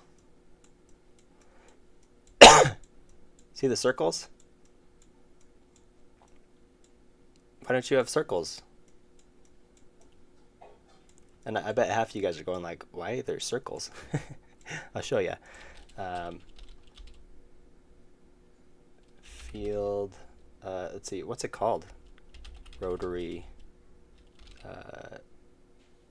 feed. Field rotary sprinklers. No, it's gonna show all these little teeny ones. We're talking like the really big ones. I forgot what they're called. Massive sprinklers on huge wheels that go in a circle. Ah, it's still giving me little baby ones. I want like the industrial ones. Let's see. Massive industrial. Nah, we're getting nothing. I'm not gonna be able to show you. Oh, look, that's almost it. Okay, so these are the straight ones, right? So this, get out of here.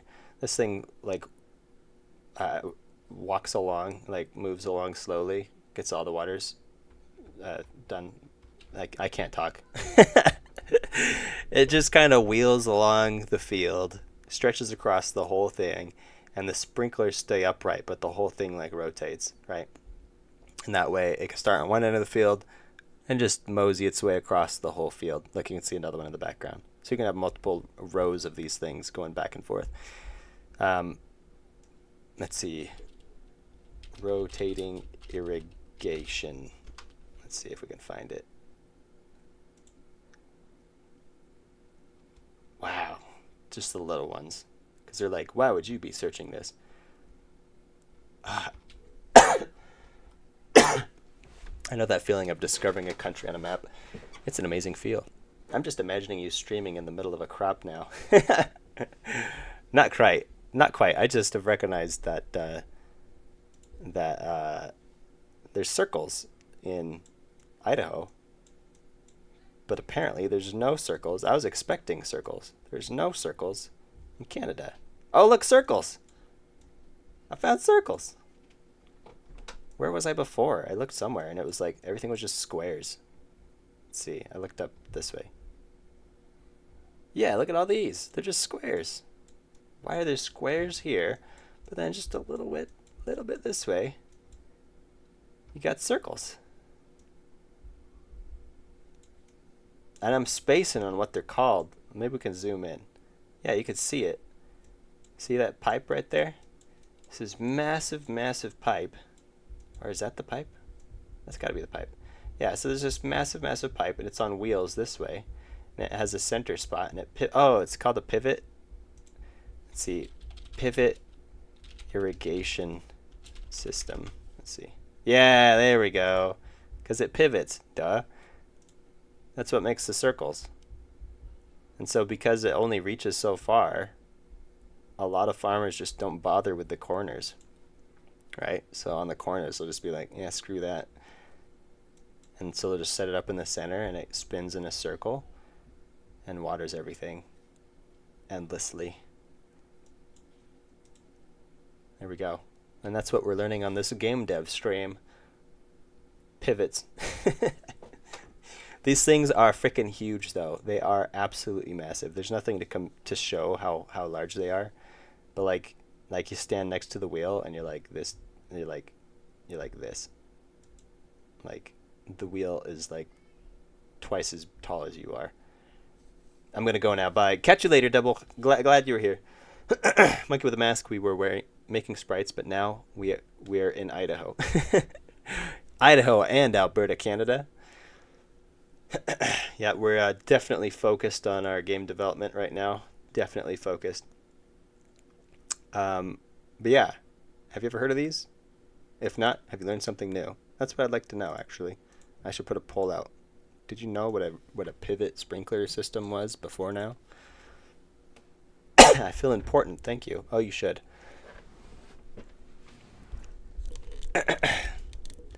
Wait, what did I just join in on? You joined in on us being very distracted. All right, let's make another one of these. Boy, the grind is real. Anybody got something fun to talk about while we work on this? Hopefully something that won't cause me to be that distracted again. Just a little distracted. We don't need to be a lot distracted. I need to make it different, though. I'm doing it the same. Let's go this way now. If we make it go down like that. I'm gonna just quickly draw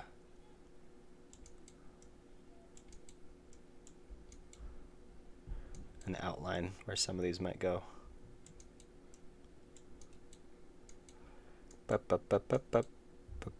Oh, you know, I should have all of them like go off the screen. They should all like come over to the same spot, shouldn't they? Like this.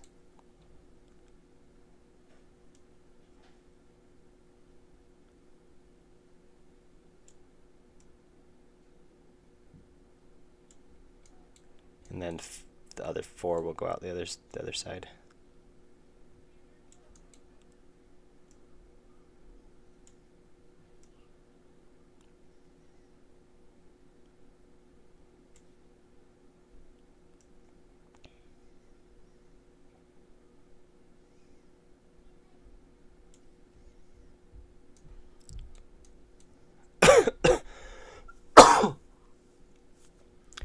What kind of movies I like? What kind of movies A like? What kind of movies do I like? Or what kind of movies do people like? That's a good question though. What kind of movies do you guys all like? I like I don't know, something that makes me feel like a person. Makes me feel real, you know? It has to be something exciting. Something cool.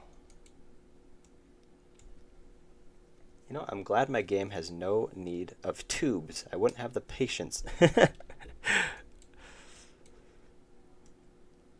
me neither. Good thing my game doesn't have any tubes.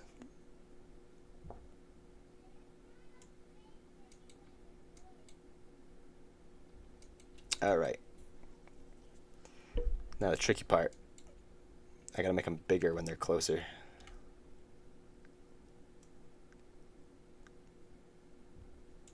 Not that big.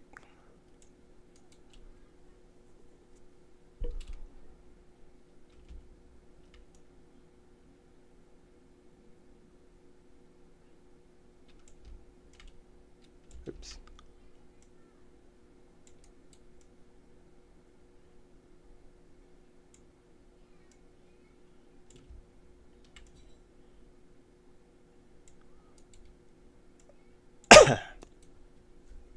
Excuse me. Excuse me.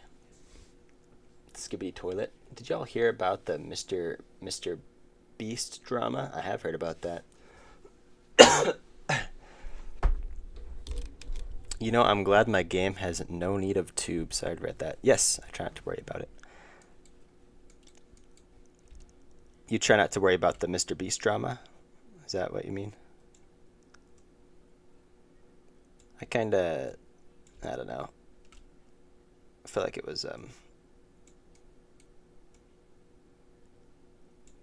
due. Mr. Beast does... It's not necessarily Mr. Beast, it's his friend, obviously, but there's also a maybe chance that it's Mr. Beast, too. So... yeah. But, those allegations aside, Mr. Beast already had a bunch of issues because his content is very dishonest sometimes.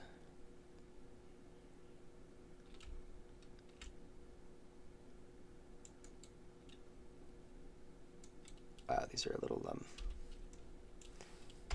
we'll just do that.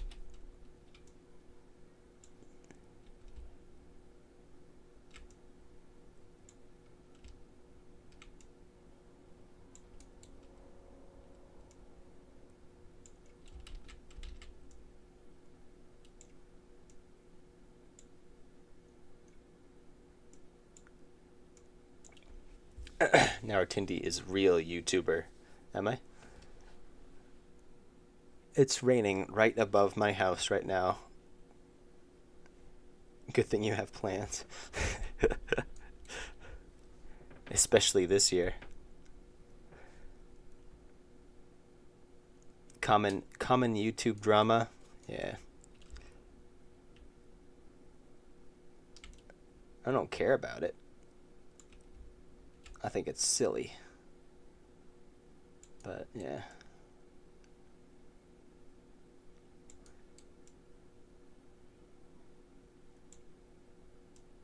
Nobody really cares what I think, though.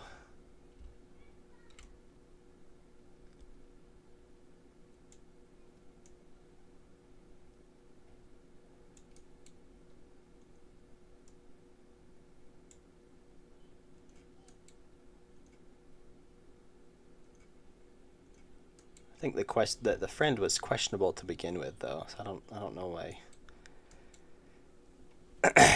Yeah. Anyway. He's using a mouse. You can hear the clicks. I am using a mouse. I'm not using a drawing tablet. It'd be nice to have a really cool drawing tablet, like a nice expensive one, super fancy. I think I was talking about this in a Discord stream, voice chat, hanging out in Discord. And I think it was Rob. I don't know if he's still here in the stream. He was here a little bit ago. Rob has a kind of it's an older model, but still pretty fancy drawing tablet. And I was like, I was being a little jelly. Like, I want a fancy drawing tablet. I've used a fancy drawing tablet before, and it was nice. Like, it was a really high-end fancy one. And it spoiled me. I only used it for like 5 minutes, but now it's like I'll never be able to get a drawing tablet unless I have one that nice. Artindi drama. Who's next? Markiplier, Matt Pat, Artindi, yeah, fat chance.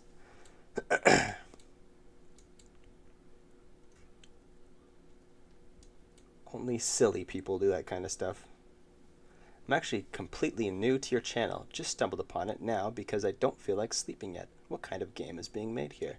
We're making an inverted roguelike. Let me check it out. I'm gonna check it out so you have a reason to like get invested, subscribe, pay me money, all that stuff. Did you just stumble on my channel like this is the first time you've seen anything? You're in this stream? Or did you stumble upon my channel by watching some of my videos and then you noticed I was streaming?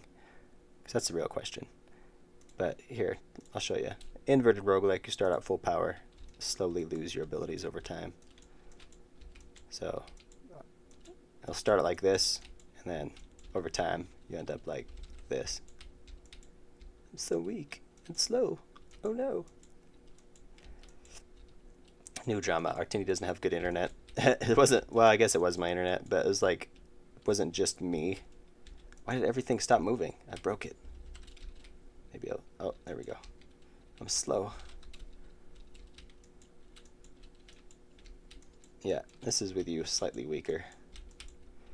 But then you might get all your powers. Be able to move quickly and attack in every direction. Have a reach that is exceptional. That's how we'll describe it. I turned off all the robots for some reason though. That's kind of crazy.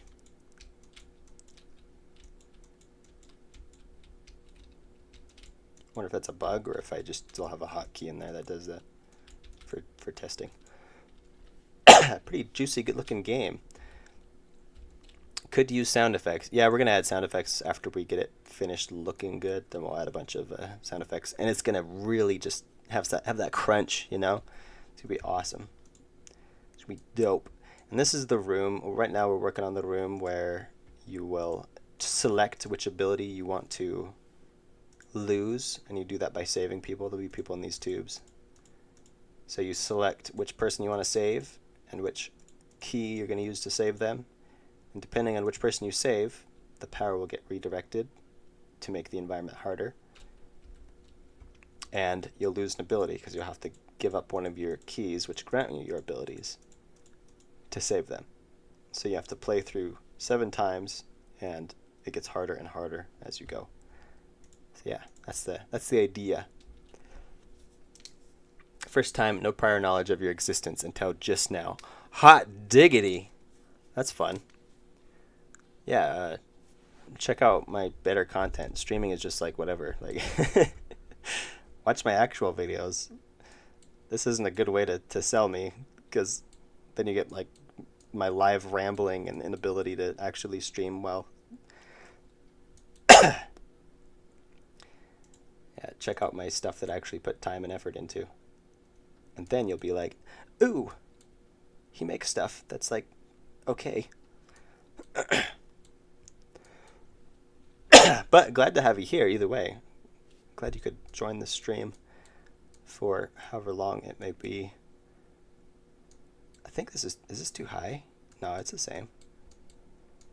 Yeah, they're all close enough. Let's get adding the highlights and shadows and crap in.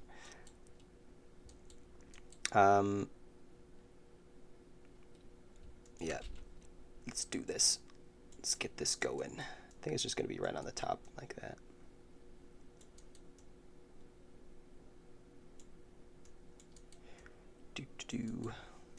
That's my narration now. I just draw, and every once in a while I'll go do do do do do. That's how good I am at streaming.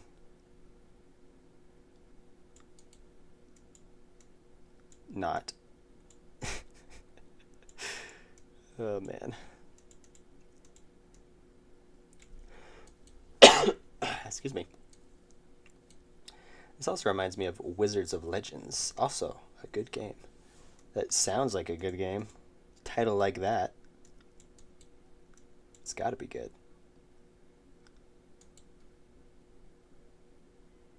Okay, now check this out.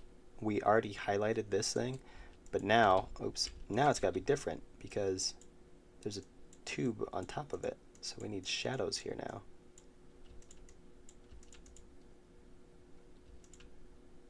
To show what's going on, like that, yeah? And then it's also, this tube is on top of this one, so we need to add the appropriate shadows to suggest that.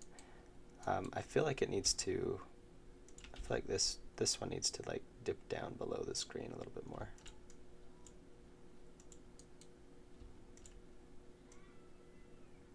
Not below the screen, below the, whatever, below this, the one in front of us. Oh, there won't be shadows right there. It'll be just here.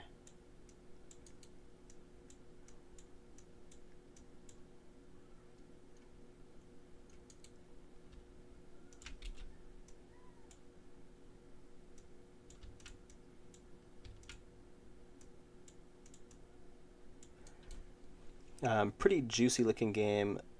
Could use sound effects already. Oh, effects and particles. Oh, okay. Did I read sound effects before? My bad. My bad. Bring it up like this. Something like that. Extend the shadow across, and we'll put this thing in shadow as well. I don't know. Something like that, maybe. I feel like this shadow needs to extend a little longer. Yeah, that looks a little better. That looks pretty good. That looks pretty dope.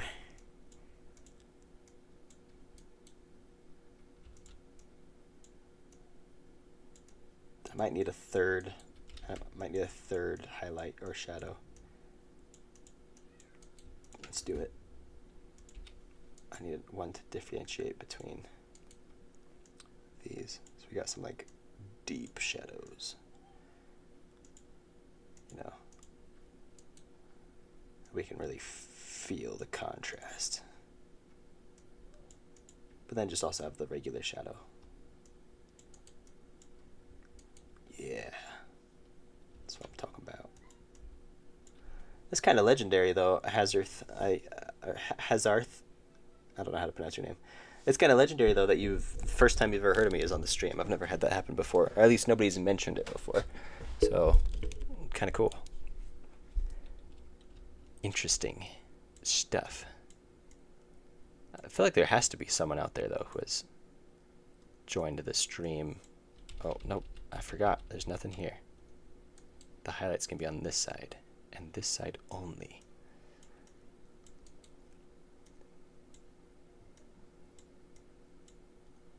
I'm sure there's others that have joined and potentially even subscribed just for my stream. Let's finish my thought, you know. And like, there's no way that you're the only. Well, maybe there is. I can't be that popular, so maybe you are the only one. So, which part of game dev is the most fun for you? What do you really enjoy working on? I really enjoy conceptualizing. I really enjoy um, the figuring out what works best in the game, the prototyping, and yeah, I like that side of the game. I feel like I'm pretty decent at it. I also enjoy I'm very distracted. Hang on. Actually, I don't know if that would have a highlight. I also enjoy this part. I enjoy polishing a game. It's pretty fun to polish. I think most people enjoy it as well. Yeah, I don't know. I would say playing a game, but it's hard to when you make the game, it's hard to enjoy the playing part of it sometimes. Like you do, but because you playtest the heck out of it, after a while it starts to feel less like a game because you just know it so well, you know? So unless you have random elements, and that might be why so many indie developers make roguelikes, it's because then it's fun potentially even for them, you know? Because everything's completely random and they never know what's going to happen. Interesting thought. You never tried RPG Maker? It's a pretty rigid engine, but I have to say I always had the most fun making stuff with it simply because it allows you to almost entirely just prototype stuff. I've never tried it. No, I've never tried it. I think it was free at one point on like Steam or something. Maybe you don't have to pay for it. Maybe it is free. Maybe I'm thinking of something else. But yeah, I've never tried it. I've only ever really used Godot. I've tried Unity out for just a hot second. I feel like this has to have something. And it didn't jive with me, so I tried Godot out and I felt good. Yeah, let's put the highlight on. Let's do it. Let's do it.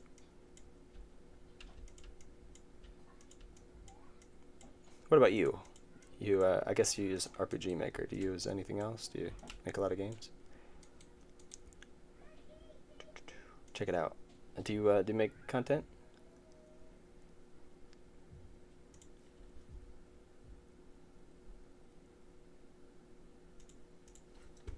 Or otherwise develop games?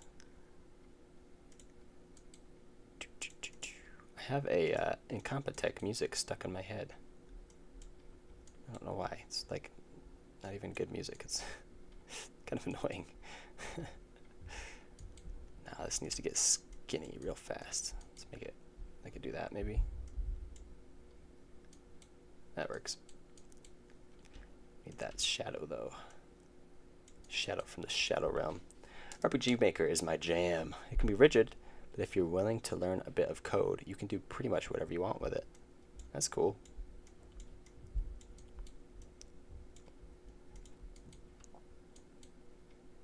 I think the downside to RPG Maker is a lot of the games you're going to make are just going to feel like an RPG Maker game, you know?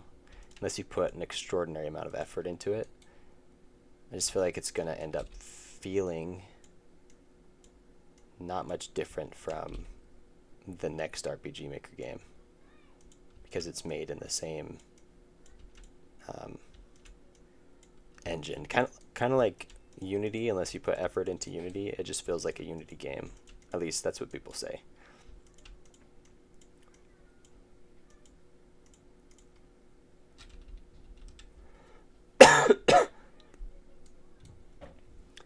I never really got deep into RGSS, but I tried and it was fun. I'm mostly just abuse events in that engine. Cool. Your shading is so good, bro. Hey, thanks. I was thinking it kind of wasn't, but I'll take the validation and run with it.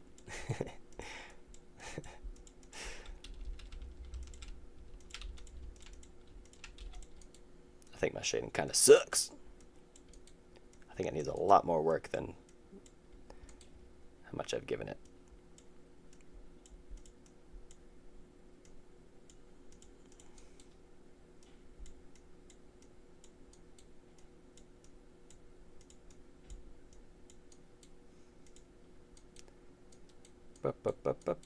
Yeah, this bit looks alright. If you just like look right here, it's like, hey, that's not bad. But that's because I got all that depth. Which actually, I think this needs to be, I don't know. Yeah, that needed to happen. I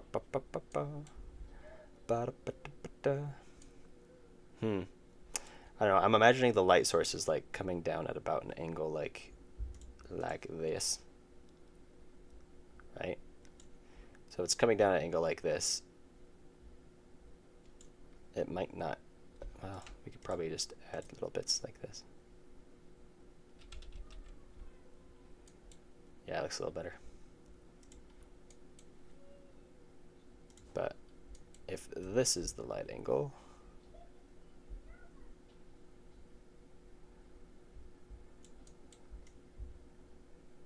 then yeah, there wouldn't be any highlights here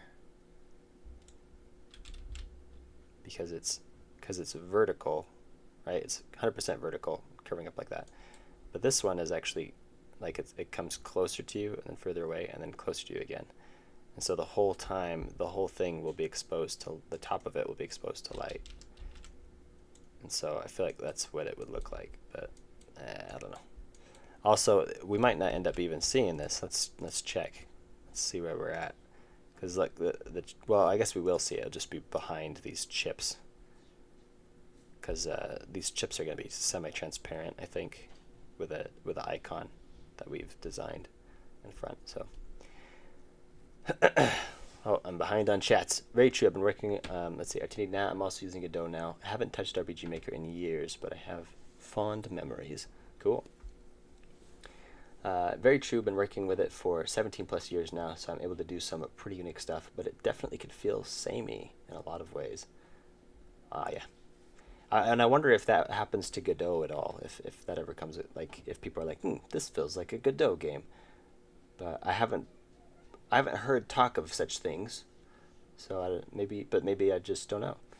I had this idea for a tower defense game, where instead of multiple towers with a separate upgrade, it's just one kind of tower that you add things to. This way you can try out different stuffs. I added a plural for your stuff there. You're welcome.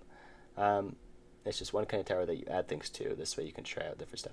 There are some games like that, but okay. I've seen lots of games be like the tower defense game where there's only one tower, and then I play them and it's actually just like an incremental game or something stupid like that. And I'm like, come on, like, use that concept and like make it good. So I think you're onto something. If you could make a tower defense game with one tower, but you can mod the tower or customize it a bit more live during the game, I think you got something there. Because I've always seen people market that but then not deliver, and it frustrates me. Can you play a Bumbleline OST now?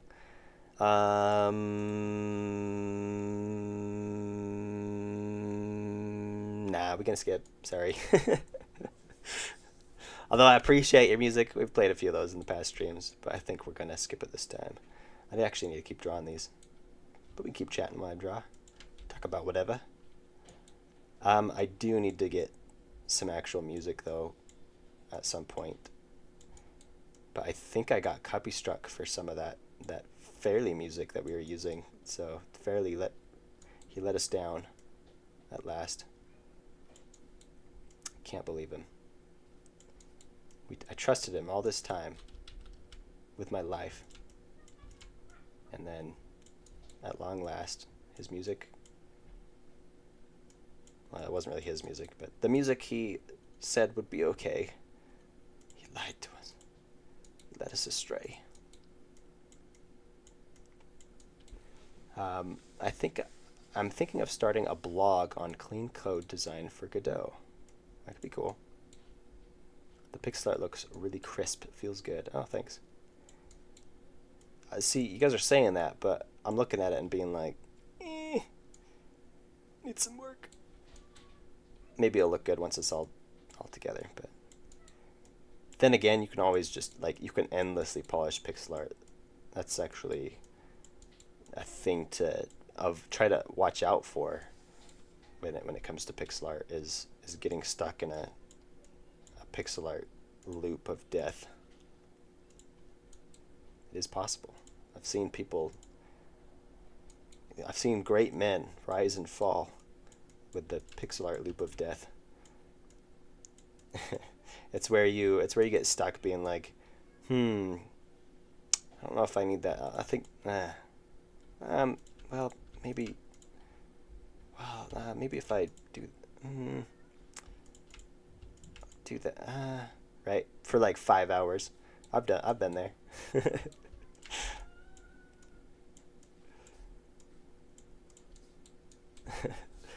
Honestly, I think a lot of it feels like a Unity game comes from that splash screen.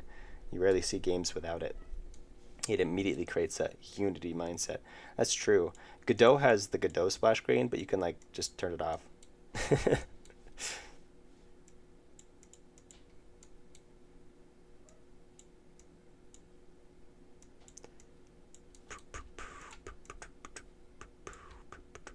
Or just replace it with your own splash screen. I made a tutorial on how to do that at one point. I think it's still up. Let's see. How to make a splash screen in Godot. I'm gonna see if it comes up just in the search. Oh,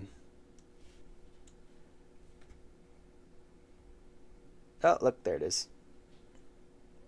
That's old, 3 years ago. Holy moly. 5.7 thousand views. It's not bad. Let's see what the more popular ones are, though. Custom splash screen. Ah, beat me. Because it's Godot 4. See, you gotta stay up to date. Gotta stay up to date. If you're not up to date, you stop getting watched.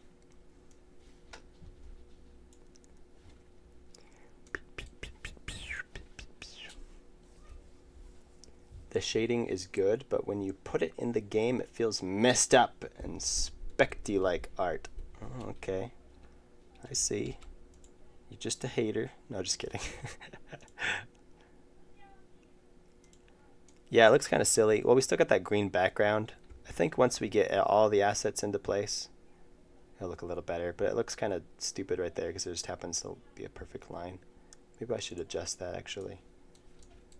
Yeah, this needs to change. Boop. There we go. Hopefully it will look better once we get it in there. Right now we're just getting things in place, doing some rough shading, and we can fine-tune it later on. AKA, maybe never, but such is game development. I mean, what do you want for a free demo that costs $3? Beggars can't be choosers.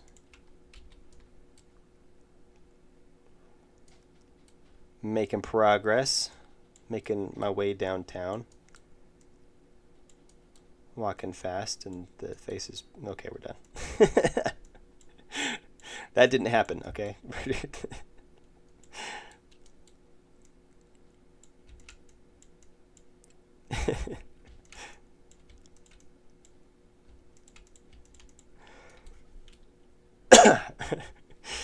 You should pull a Uno reverse card and make a new splash screen tutorial for Godot 2.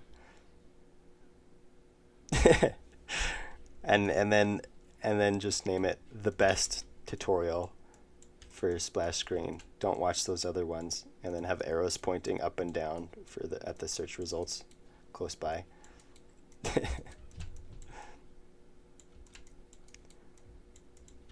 The only tutorial you'll ever need for splash screens.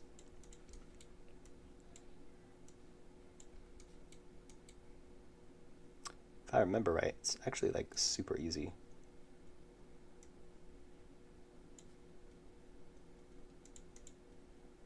I've done it on most of my games. Let's see. Let's look. Oh, what happened? Get out of here. Let's go to itch. Like this game. Run game. I should have my splash screen. Ta-da!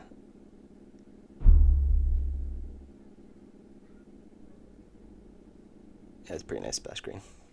I think it's cool when like the splash screen, especially when it's a smaller arcade game, if it just like has the gameplay in the splash screen. It's pretty cool. Oh, I lost. All right. Or I have other ones, but they're like, oh, we could see this one. Run game. Do I have a splash screen for this one? Or does it just go straight to the game? Oh, it just goes straight to the game. I never made a splash screen. I suck.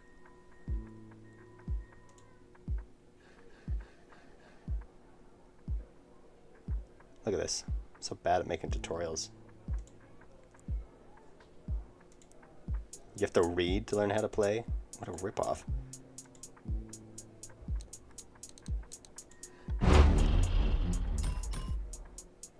Oh, yeah.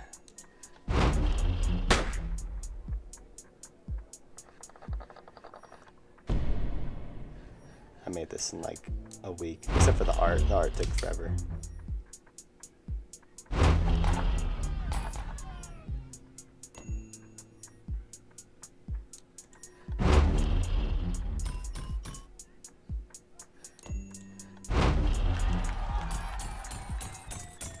Oh no.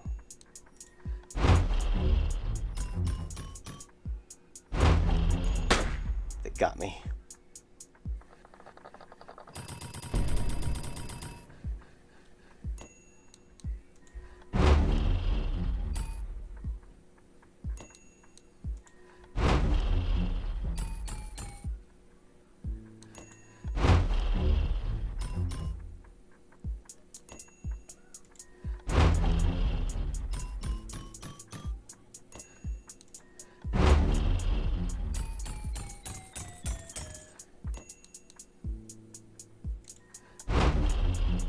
Dun dun dun dun dun.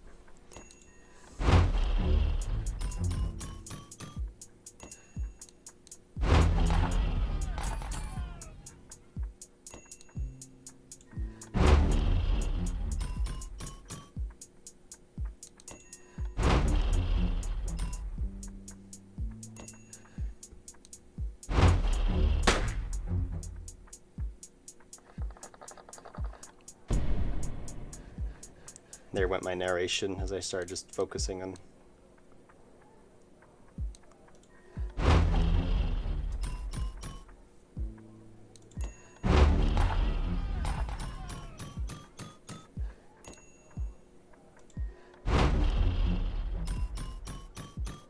I'm gonna attempt assassination. Here we go. Hey, it worked.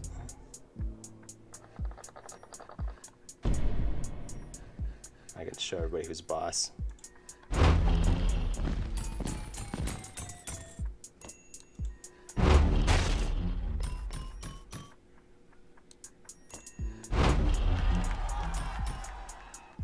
I'm the best. Praise me.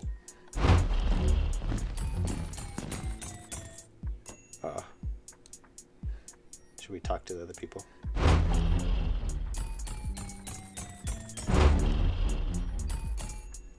Counter propaganda. When did you get into game dev and why? That's really I should probably stop playing.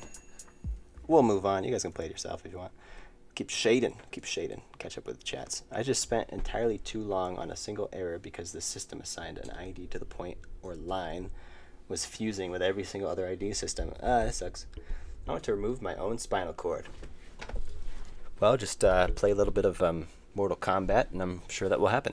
I guess the spirit of your other videos is I guess in the spirit of your other videos that I'm checking out, it could be called How to Fail at Making an Up-to-Date Tutorial. Actually, let's see, is it tutorial? No, it's not tutorials. I already made a How to Fail at tutorial. I'm working on How to Fail at playtesting, which I'm also doing, by the way. Yeah, lead by doing.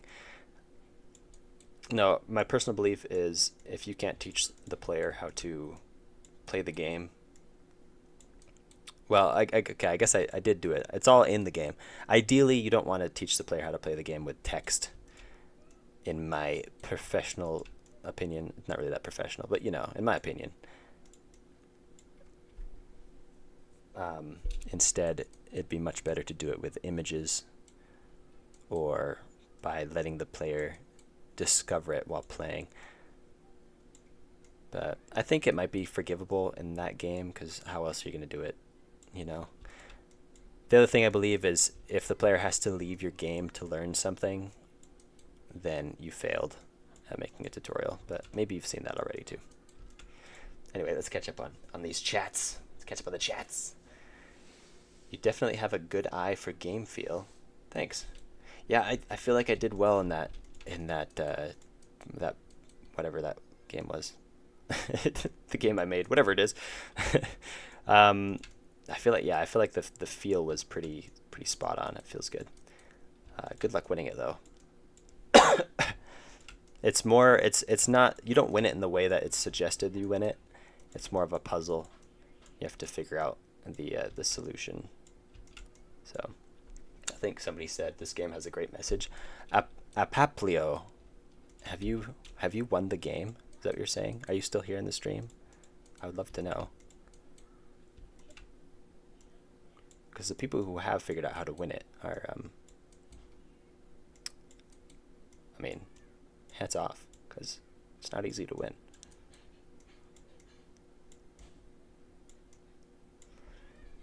So when did you get into game dev and why? Sorry for those who might have heard this before, but I have been making games as far as just games in general go for like my entire life. I've been making like board games. I used to get cardboard and then I'd buy other games. I played it yesterday. I got both endings. Nice. Good job. Most people can only get the one ending, the lose ending. I believe. It's not easy to get the win ending. Anyway, I've been making games for my whole life. I used to buy board games at thrift stores, and then I would use their parts to make my own games.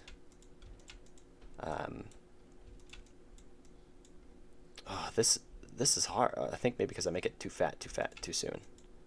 Let's be a little skinnier. Maybe the shape is wrong too. Let's fix this. Let's bring the shape down to here. And I can't multitask. I forgot what I was talking about. Oh, and then video games.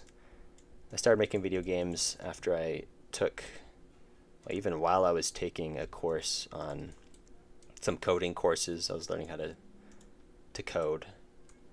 As soon as I had just like a base knowledge of how to code, that is way too straight. That's not gonna work. Let's move it up.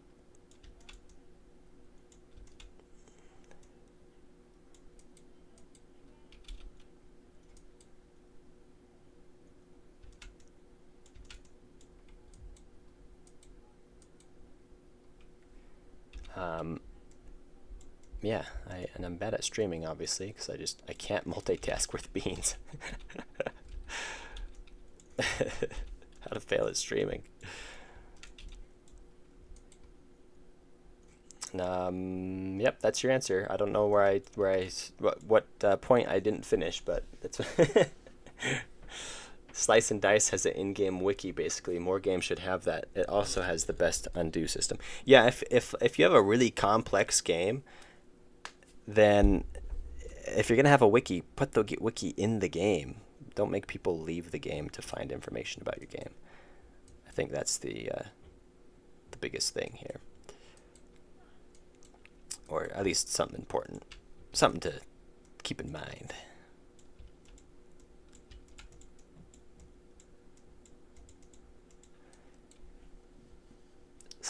How to fail at playtesting, implying I have playtesting at all.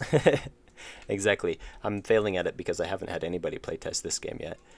But I feel like the way I've designed it Any alterations I'll have to do will mostly just be in the variables, because I've set up plenty of variables to change the difficulty, and so I can just adjust, tweak little things, and it will very quickly change how difficult certain enemies are, or how quickly the player can move, or what have you.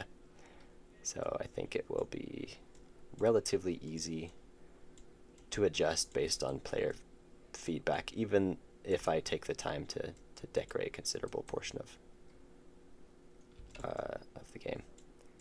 Because the general advice typically is to avoid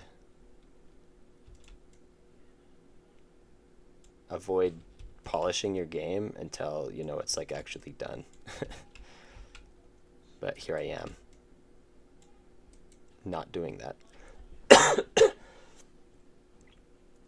I agree that a game should teach the player in a better way than just text. However, have you seen Resbuten's video on gaming for non-gamers? I've seen the thumbnail. I ought to watch that because it's got a lot of views.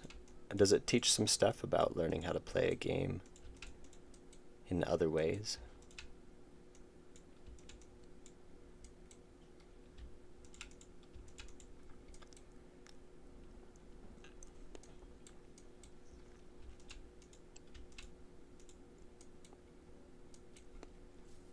Just playing a visual novel.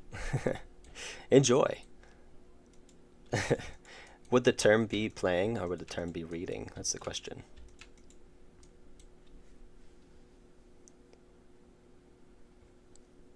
If you turn on a movie and the movie has you read the whole time, would you say that you've played the movie, or like you started the movie and you pressed play essentially, or would you say that you have that you're reading the movie?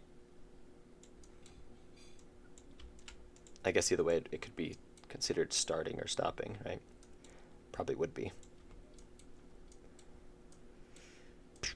Okay, let's put the shadows in.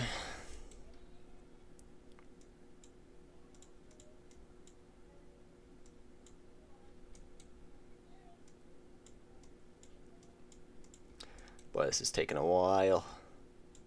I think once we get these pipes done, then maybe we'll call this stream for the day. And then we still got a ways to go on these pipes though, but we'll be that much closer because we got all these separated. We got those separated. We've created sprites for most of them, but we'll be that much closer to actually having this completed.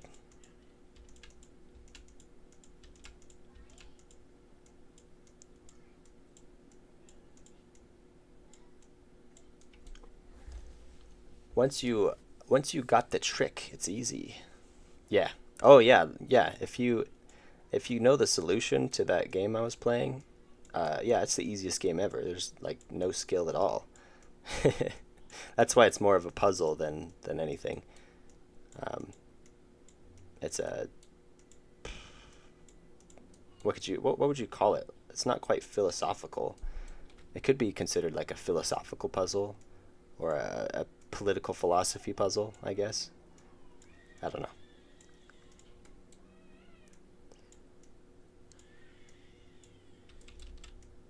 Can you guys hear my kids screaming in the background?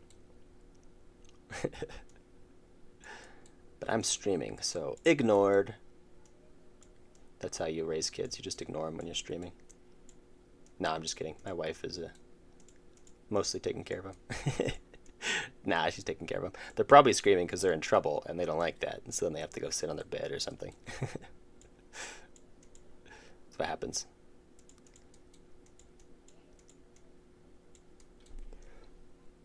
As gamers, we make so many assumptions about what's normal for a game that it's completely lost on non-gamers in some cases.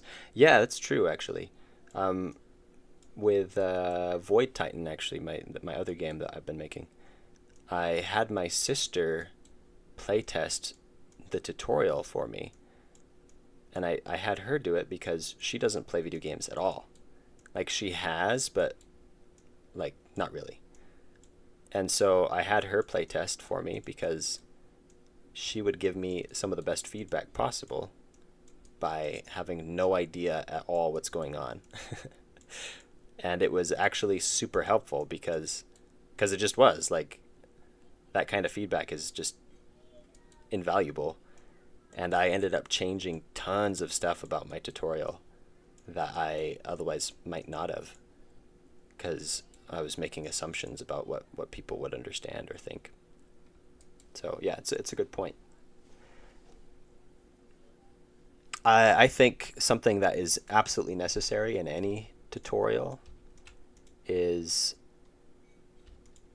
showing, which you can't do in any other way besides writing it out or showing it, is showing the player what buttons they should press.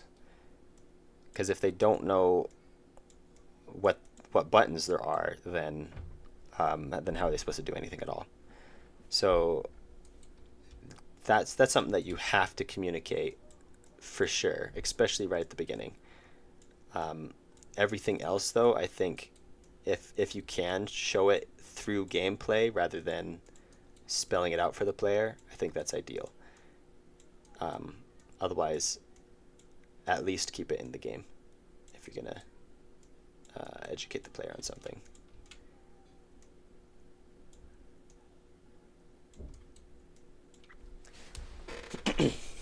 What will be the next video? I'm making a video on, it's not going to be a how to fail, the next video. The next how to fail is going to be how to fail at playtesting, which I'm working on the script for that. But right now I'm working on a video about, what's it about? Loading screens. It's a video about loading screens. A little bit of loading screen philosophy, I suppose. Some deep thoughts on loading screens. Deep thoughts.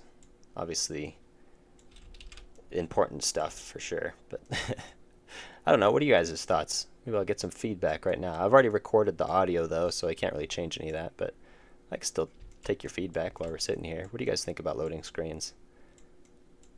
Just in general. What are your thoughts on loading screens? As gamers we make, oh, I read that. I've shown a lot of your how to fail videos in my STEM class. I don't know how they feel about it. Really? You guys like, hey, check this video out.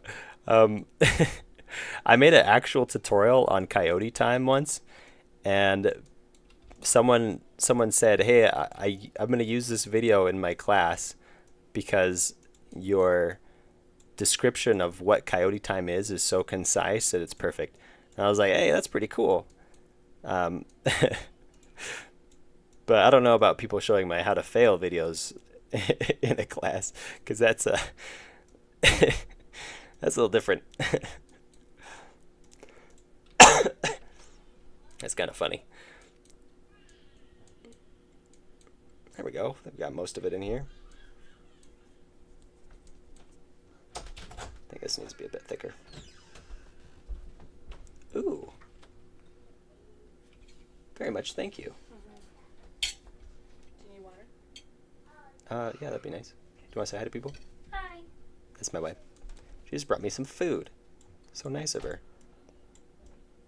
I got some pork with potatoes, like I don't know, what are they, like sliced and oven roasted potatoes, and green beans. What a balanced diet. It's not really that balanced, but it's pretty good. It'll do. Better than, I don't know, like freaking Pop-Tart or something. So appreciate it. Thank you. Maybe we can stick around on the stream for a little longer. You were gonna stop? Well, I was gonna finish the shading and then see, but now you're gonna eat while you're streaming. I don't know. Maybe we'll make it last a little longer now.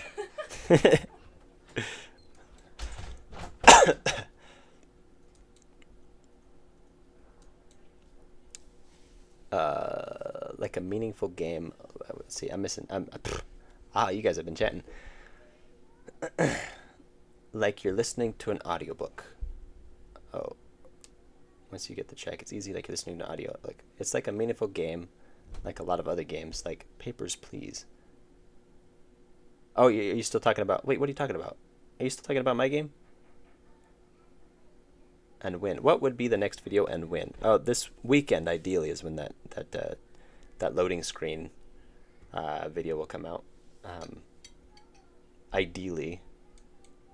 I wonder if there's some way for me to. Oh, I guess we can. You guys can see the chat. Do I? I wonder if there's a way to like animated screen saver. Can I turn on like just a pretend screensaver without playing a video? That way there's something moving while I'm just talking in the chat, you know, because I'm not showing my face. So, I wonder if there's a way to do that. That way we can just chat and I can eat my food while I'm chatting and hopefully not choke. I suppose we could go to, here's what we'll do. We'll go to Steam. We'll go to, what the heck? Oh, I'm looking at the coffee stain. Store.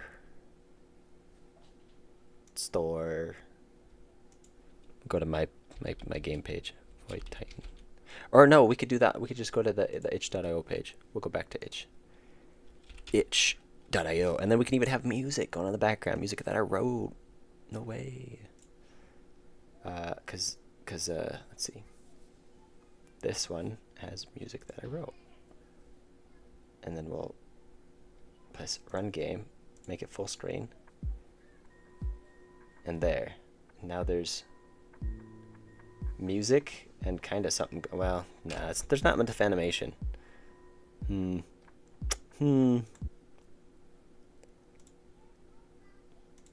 I go to here, well, there's no music in this one though. Everything else I don't have downloaded. At least I don't think so. Let's just lose, and we'll go to the.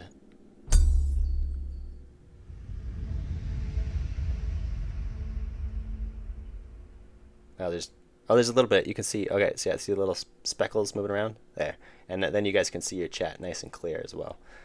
There we go. All right, let's catch up on chats. Hi. Oh, Strek, you're back. Or Strack, or did you never leave? On the topic of loading screens, I like the ones that let you go through multiple tips. Yeah, that's kind of nice. Keeps people engaged. Yep, still talking about your game. Nice. I have a problem when doing art. Is that I get really deep in the details and I enjoy it though. But when I zoom out and see it looks terrible, I get so frustrated. Yeah, that's how art works, I guess. Oh, you're saying hi to my wife? I see. I thought you were saying hi because you left and then came back. Azfa. Nice. Or Asfa. Is that how you pronounce it? I don't know. How's it going? Loading screen mini games still under that stupid patent. Is there a patent for those? That sounds stupid. A mini game while there's a loading screen? Nobody can patent that. That's like just too general. Like if you were to make a specific mini game, then obviously that just automatically goes under copyright. But anything else? I like the beautiful images on the loading screen as well as the tips. Or at least in an interesting animation, something that will appeal to the ADHD out there, you know? So there's some loading screens that are just like the worst. Because they're just empty. And then you just get a bar. Like you have so much potential. You could animate so many things or do so much more with that.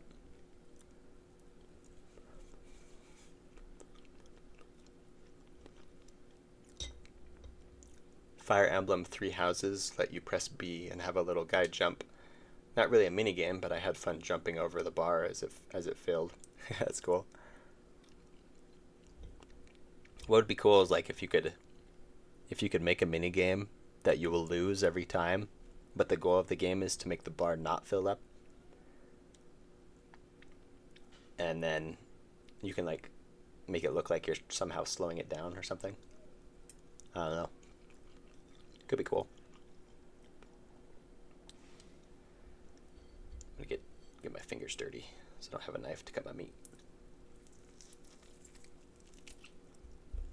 You guys get to listen to me chew. Are there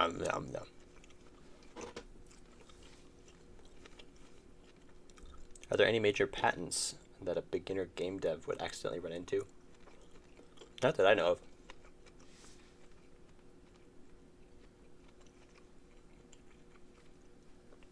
There is the Geneva Convention thing. I had to swallow. There's going to be pauses in between my talking. Where you can't use the Red Cross symbol in anything because it's the universal symbol for medical help. So if you were to use this symbol in your game, then you could get in trouble. You get sued. And so a lot of games get notifications because they just use it. Because it is such a universal symbol for health or healing or whatever else that game developers don't even think about it. They put it in there. But it's against the law.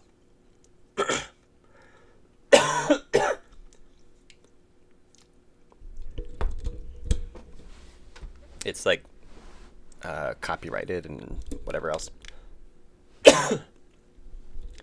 So don't do that. If you do, change its color or make it look slightly different or whatever. Like I know, who's the dude? The guy who made Stardew Valley. He used to have a red cross for the medical building, but he changed it to blue because he got Red Cross people mad at him.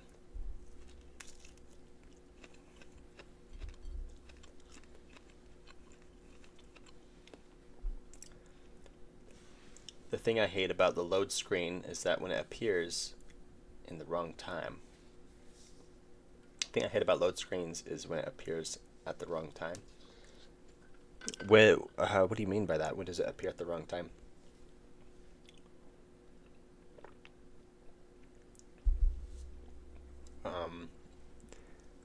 Yeah, I'm not sure when it's like usually it's only well, ideally it should only appear when something's loading. The thing I hate about I just read that. Apparently Legend of Zelda recent game patented a lot of stuff. Maybe we can check for the most stupid patents. Game patents. A patent can protect a game if it has something new or novel about it, and if it's non-obvious and useful. However, patenting a game can be challenging because the gaming industry is constantly evolving. There are many similar concepts. It can also be difficult to explain how your game differs from existing ones. To avoid rejection or legal disputes, it's important to be thorough and precise in your patent application. I think that's pretty dumb to patent something like games.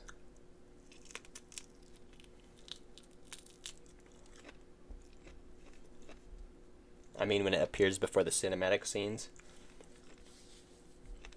that's fair. Seems like the cinematic scene should have loaded in the background while you're playing or something.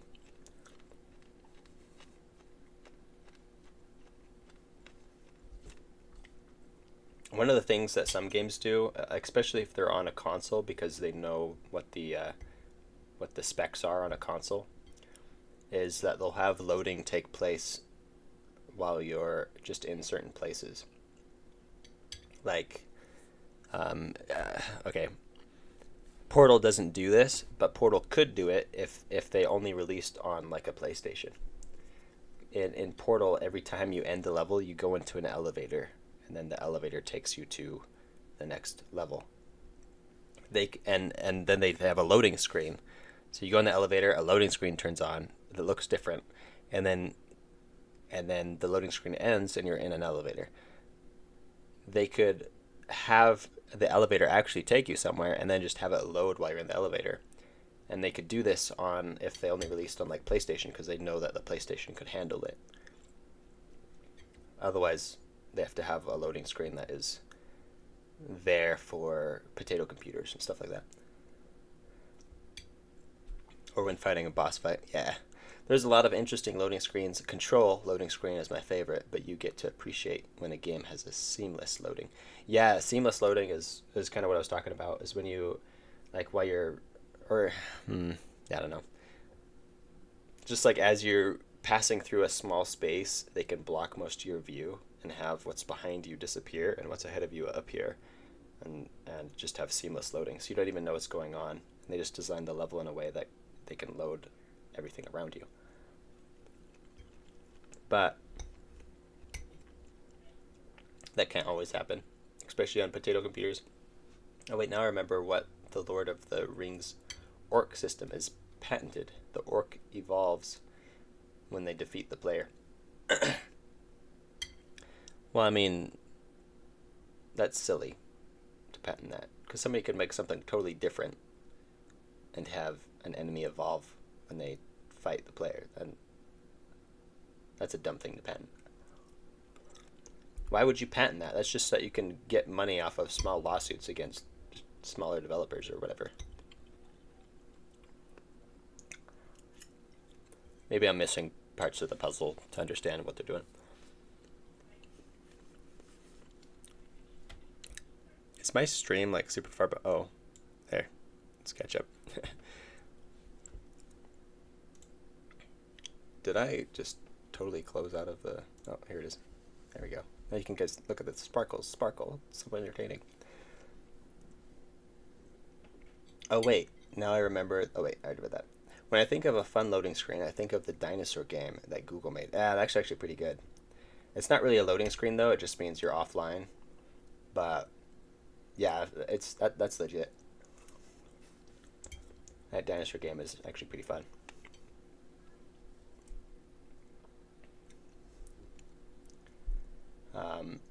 I just tried backing up my game. It got over 2,500 files. I'm only about 15% done. Most files are only kilobytes in size, but yeah, I guess they add up. That's something that I'm going to have a problem with my game, because I'm making all these separate sprites. Like right here. I just made 14 different sprites. But I could put these on a sprite sheet. It'd be a lot smaller file size instead of having 14 different files. I could have one and have them all on there, and it'd take up much less room. It adds up over time as well. That 9 video game patents article has some fun ones. Oh, is there? Was that up somewhere here? Oh, did you look it up? The ping system. EA took out a patent on the much lauded ping system, Apex Legends. Patents tend to be used to companies to protect innovations, but in this instance, EA has patented the system as part of its accessibility passion pledge.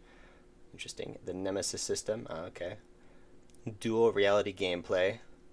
That's dumb. There's so many games that do that. That's ridiculous. The dialogue wheel. Really? That's directional arrows. Oh. An arrow that points a direction. You can't do that. The sanity system. That sounds a little bit more complex, but the Nintendo D-pad. Okay, see, this is a little bit more like something you could patent. You make an actual physical thing and say, hey, this is the way our physical thing works. You can't copy that. That's a little bit more fair. Unlock secrets with a controller. I don't understand that one, but I don't really want to read it all. Some of these are pretty dumb. I think the dumbest one is this one. Directional arrow. Mike, why would you spend the money to get that patented? So stupid. Man. Do you think puzzles can be combined with stealth in 2D games? Yeah, I think they could. I don't know how they would, but everything's possible. No, sir, you can't have any arrow pointing to your objectives. It's not allowed. Don't be doing it. Or which company was that? I can't remember. They're gonna come after you. Was it EA? crap, directional arrows are off the table. Guess we'll have to make compasses at the top of the screen now. Yeah. You just can't have any arrows on your compass, though, because otherwise they'll get you.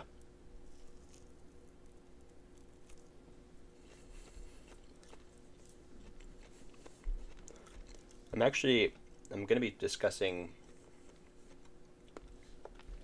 Actually, I wanted to make a post, but the internet was out. Maybe I should actually do that now.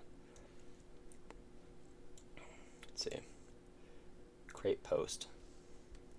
I want to make a little poll here.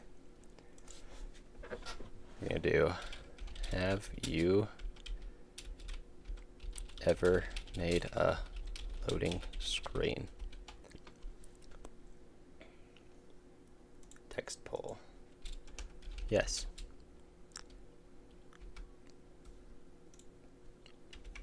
No.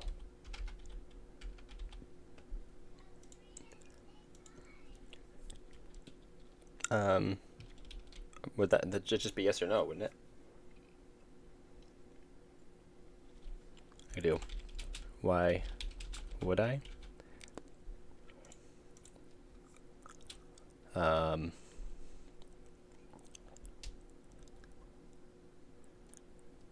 don't know what other.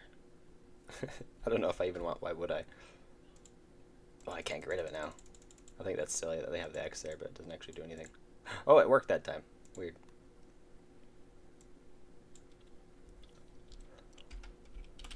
What was the question again? Does it matter? I don't know. What's a good third option? Arrows? Preposterous. Because they're both has a bit of slow gameplay. Arrows are bad anyway. Just use a minimap.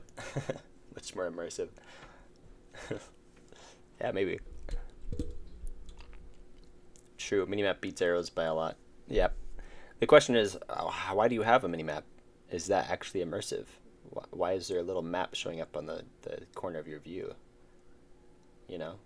Is it because you're actually holding a map and you can see it? Or is it because you have a helmet on that projects it onto the glass of your helmet?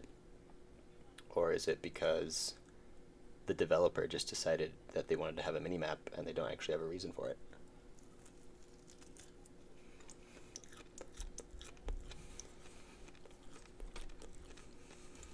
I think we're just going to do yes or no, maybe. Oh, you added it for no reason?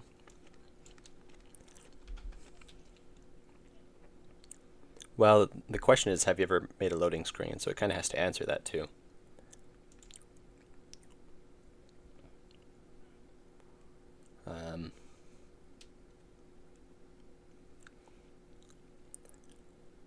Yeah, it's kind of a really binary thing.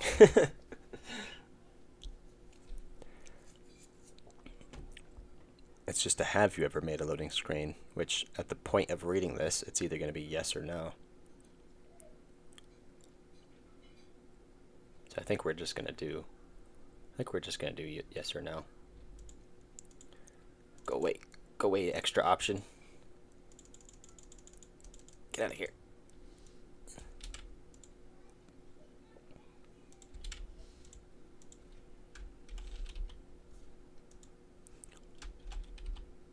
There, I'll just do that.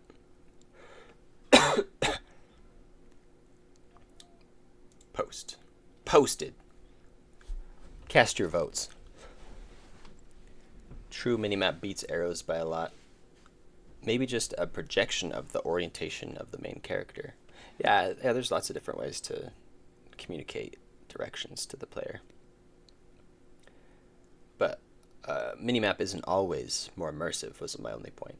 Lots of times it can be, but not always. Actually, it's true. It's always gonna... No, actually, it's not true. Because I can think of situations where having an arrow floating above your head could still be immersive. It could be explained in a way, you know? But then maybe it's not even floating over your head.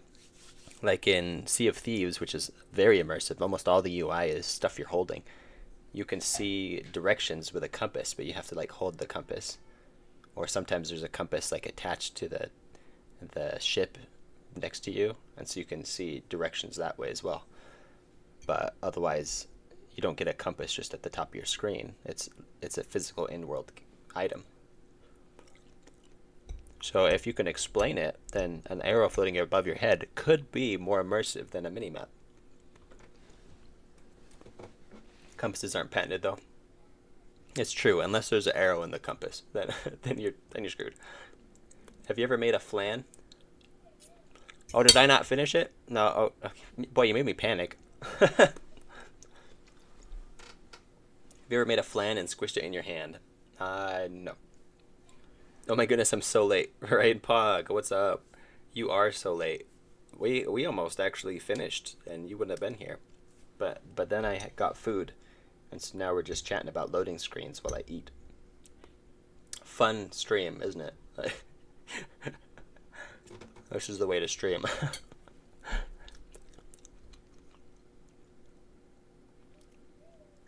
I will bring something to eat and come back. We're all just gonna have dinner together and talk about loading screens. That's the stream we're doing now. Let's turn on that. Let's turn this back on. There we go. Get the little sparkles floating around.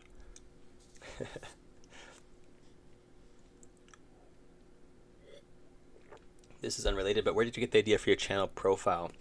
Like my profile picture? Like, let's see, I'm sure one of these can, oh, I just closed that one. Okay. This picture? Or this one? I don't know, I just kind of drew stuff, and that's how I got that one. This one, when I made my YouTube channel, during the creation process, it asked me for a picture for my profile. And I was currently making a game, and in that game, the player had the option to move objects back and forth between two inventories. And so I had a left arrow and a right arrow, and the sprite was a black background with it looked like that, right? I've doctored this a little bit so it looks a little nicer, but it looked essentially like that. And so I picked the right arrow and stuck it in as my profile picture, and I thought, I'm going to change that later to something more marketable and brandable. But then I didn't change it, and I started uploading videos, and people started recognizing me by this, and so then I kept it, and that's how I got that profile picture. And they all lived happily ever after. So, and I think it works. It's kind of a cool symbol, the greater than sign, or a play button. You kind of get a little bit of both, so it works. It is an arrow though, and which goes against the patent, so I might get sued because I have an arrow.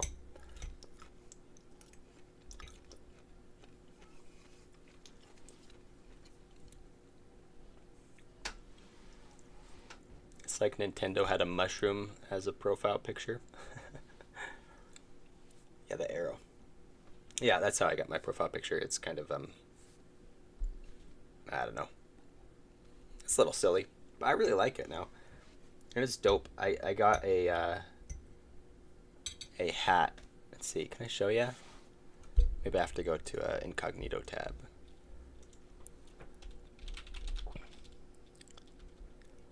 Artindi. Wonder if I can find it here.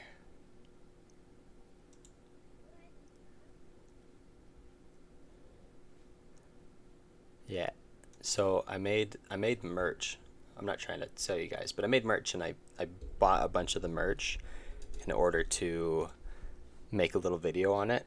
And so, and part of that was the hat right here. And I wear this hat every day, and I freaking love it. It's because I feel like I hate wearing clothes that has a brand that I don't care about.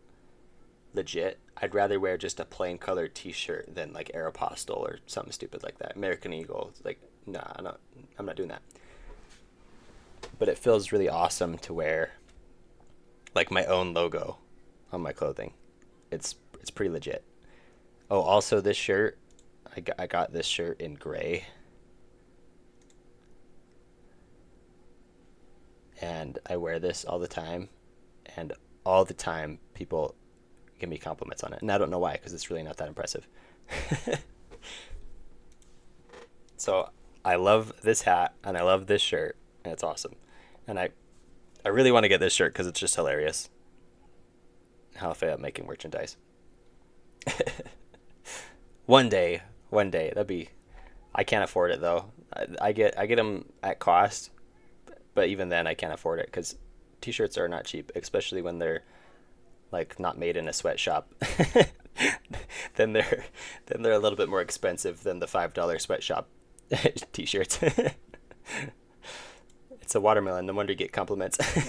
Yeah, I know. It's weird to me because it's like just a chill shirt, and I was like, okay, it's an inside joke. Nobody's gonna care about it because it's just an inside joke.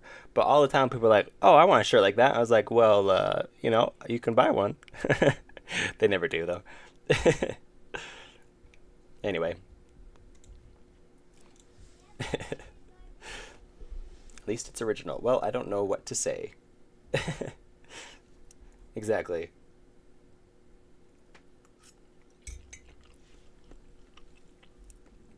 It's a watermelon. No wonder you get compliments. Welcome back. What'd you get to eat? What do you got? What do you got? Spill the beans. Is it beans? Then you'd really be spilling the beans. Eating dinner. Talking about games. He's going to take him a while to type it out because he's eating. It's like corn on the cob. He's like, I can't put my hands down. Oh, it's a sandwich. He's like, I can't type. I'm trying to hold my sandwich.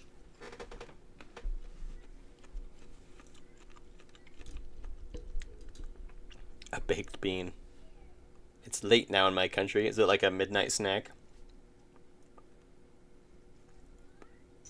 I'm actually running out of food.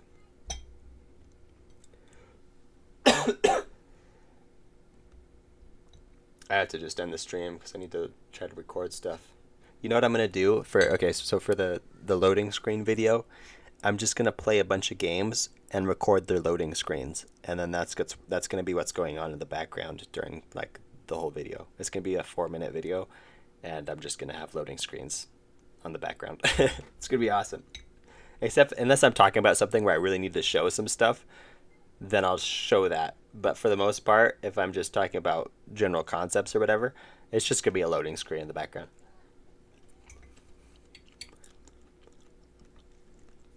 Well, I just wasted a ton of time on a system that was never going to work. I'm going to go play Hades with this in the background now. If you think about it, you didn't completely waste your time because now you know that won't work. It's kind of a weird way to think about it, but it's still legit. Like, I don't know, like if you were driving down a path that forked and you're like, oh, I don't know which way it goes.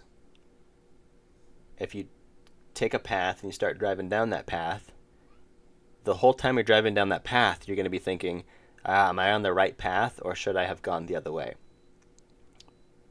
The sooner you reach a dead end, the more confident you'll be that the other path is the right one. So if you picked the wrong path, reached the dead end quickly, and then went down the other path, now you know 100% confidence that you're on the correct path. But if you had picked the correct path to begin with, the whole time, the whole journey, you're going to be wondering, is this the right, should I have taken the other one? Especially if you're out in the middle of nowhere or something. It's kind of a weird example, but it makes sense in my head. So when you end up doing something or trying to build a system and then it fails and you're like, that doesn't work. You spend a few hours on it. I mean, that means you're that much closer to the correct system, you know? Yep, great midnight snack. You should begin the video with the YouTube loading screen. Is there a YouTube loading screen?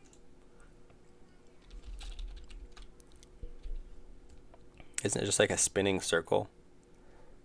I don't know how to check without watching a video. I don't think I want to watch a video.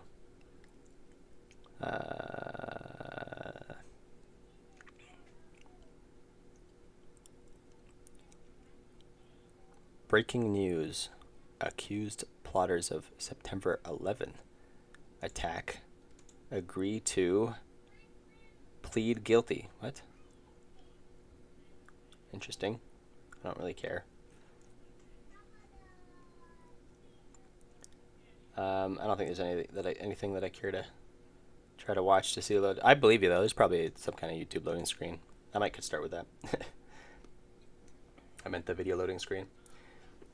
The sad thing is I already had a working solution and I just tried making it more optimized, but my method was a total failure.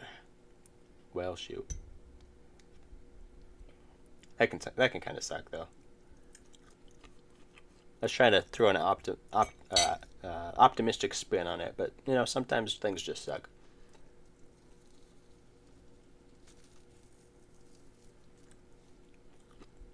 What? Rasping Python? What's going on?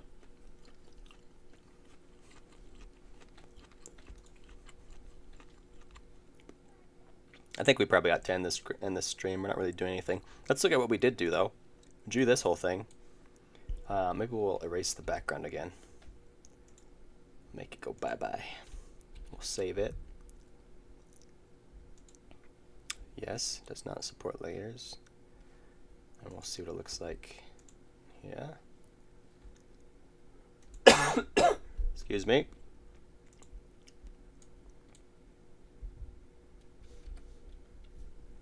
That's not bad. I feel like these need to be see how they all kind of hang down about to here before going off into this one might need to be changed a little bit. Maybe we'll have it come down and then curve like that. But I feel like we could add a little bit of a stand, maybe like a stand that ties them all together. It could be like come across, come down, and then go all the way across, and then go across and come down again, and then be about that tall. I think that could aid with the look. Oh, and we need to add a little display next to each of these that will show where you put your chip if you want to free a person. So there would be a little interactable stand, I think. Yeah. What about September? Something about September 11. I don't know, some kind of legal stuff with the people behind September 11. Or the alleged people behind September 11. If you believe in conspiracy theories or whatever. Is there a chamber missing glass? Yeah, there is, because we... this is what it will... Well, this isn't what it will look like. The glass will be missing, both front and back. I don't have code making the back miss yet. But both front and back will be missing. The light will be turned this way. This will be turned on. Whatever else might be changed if you've already saved a person. So when you get to this room, the room checks to see which people you've already saved. And then when the room loads, it will load with or without the available interactables. And so because we've hard coded this to be harder because we're testing something, this tube is just turned off because the game believes you've already saved this person because I changed a variable. I could change it back and show you. Watch how easy it is. See, we set this to true. If we set it to false, then we look at this room again. Ta-da! They're all here now. That's all it was. What if the middle one went back? Went back, what do you mean? I need a bit more description on that. I feel like you might have something going, but I'm not quite understanding. I was waiting for my friend to play Valorant, but they let me down and didn't come, so I came for your stream. And watching you is a better option, I guess. Oh, I guess I gotta go watch Artindi, because my friend let me down. Sorry, mate. Sorry, I'm the backup plan. But at least you got a backup plan, I suppose. I'm here for you. I'm here for you when your friend wasn't. Oh, all right. Oh, you're talking about the missing glass? Yeah, it's here. It just like this one was missing forever because we were testing the large bombs. But now they're all here. So as you select something, like if I were to select this one and then pick a key and then confirm, if I were to get to the end of the room now, that variable has been switched to false, and then it would appear missing again. So, but right now it's hard coded to well, or not to false, just to whatever the inverted is. I think it's actually true. Yeah, they're all set to false. So the abilities are set to true because you have them, and the hazards are set to false because they're not true until you set them to. But yeah, it makes sense to me. That's why I set them that way. I could have done it just as easily the other way because it's binary, but yeah. The leftmost chamber is missing the 3 yellow light thingies. Really?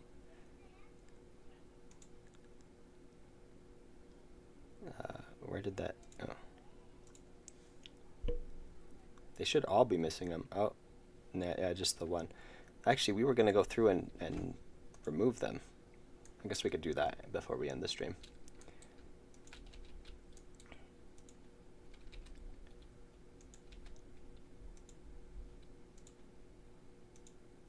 There.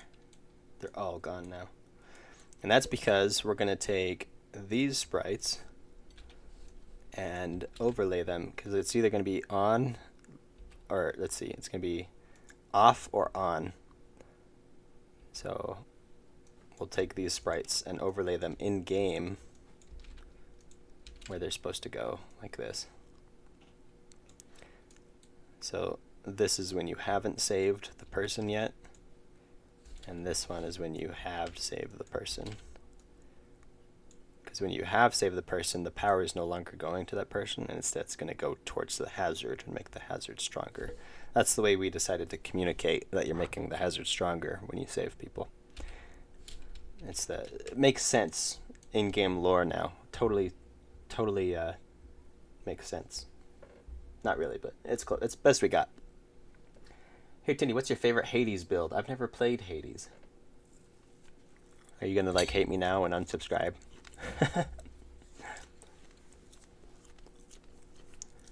Have been said I got great sight. You noticed the lights weren't there. Yeah, I've never played Hades. There's a lot of games I've never played. Oh.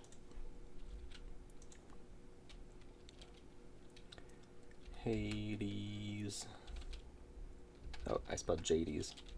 Hades. Hades. Boy, there's so many of them. Isn't it a, this is a roguelike, isn't it? Whoa, animations. My goodness. Gotta turn the music off though, so don't get copy struck.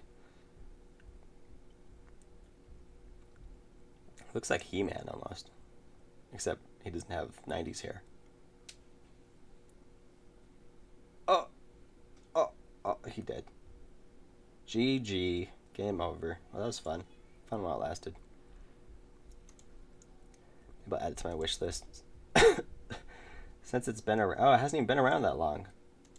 Release date was 2020? I guess that was 4 years ago, but still. We'll see if it goes on sale. Maybe if there's like a big sale, I'll get it.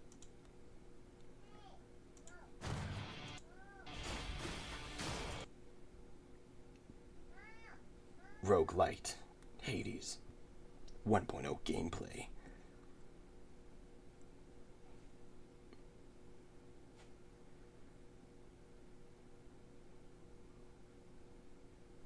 Whoa. Oh, he didn't make it. GG. Try and stop me. Why'd the audio turn back on? I just clicked. I always wanted to kill it.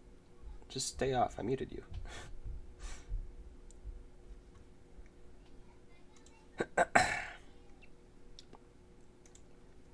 Anyway. Wait, isn't one of your games inspired by Hades? It's not. Or am I thinking what designs?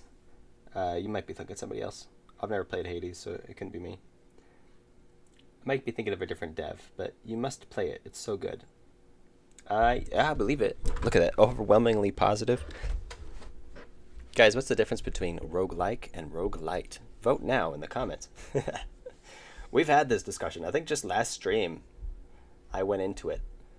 There's not really that big of a difference. The biggest difference is roguelikes. Roguelites are not roguelikes, is all. They're both run-based, but one is a lot more strict on what qualifies.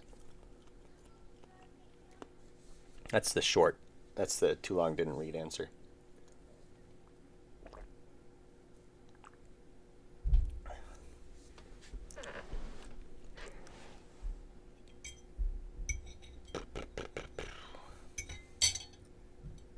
Anyway, I think it's about time that we called this stream to an end. Satisfactory for me? Yeah, Satisfactory's fun. I like the base building factor games. They're really fun. I've actually been on a binge. You got me distracted. I've been on a Planet Crafter binge. This game's fun. It's kind of, there's not a lot to it, actually. It's pretty, it's simple. Can't really automate anything. It's a little bit of a grind if you don't know what you're doing. But it's still pretty fun. But Satisfactory is really fun. Satisfactory, Factorio. Where's Factorio? Factorio. I've been playing like the really hard mod. I'll show you. We're gonna load it up. We're gonna load it up before we end the stream. I gotta take a vitamin.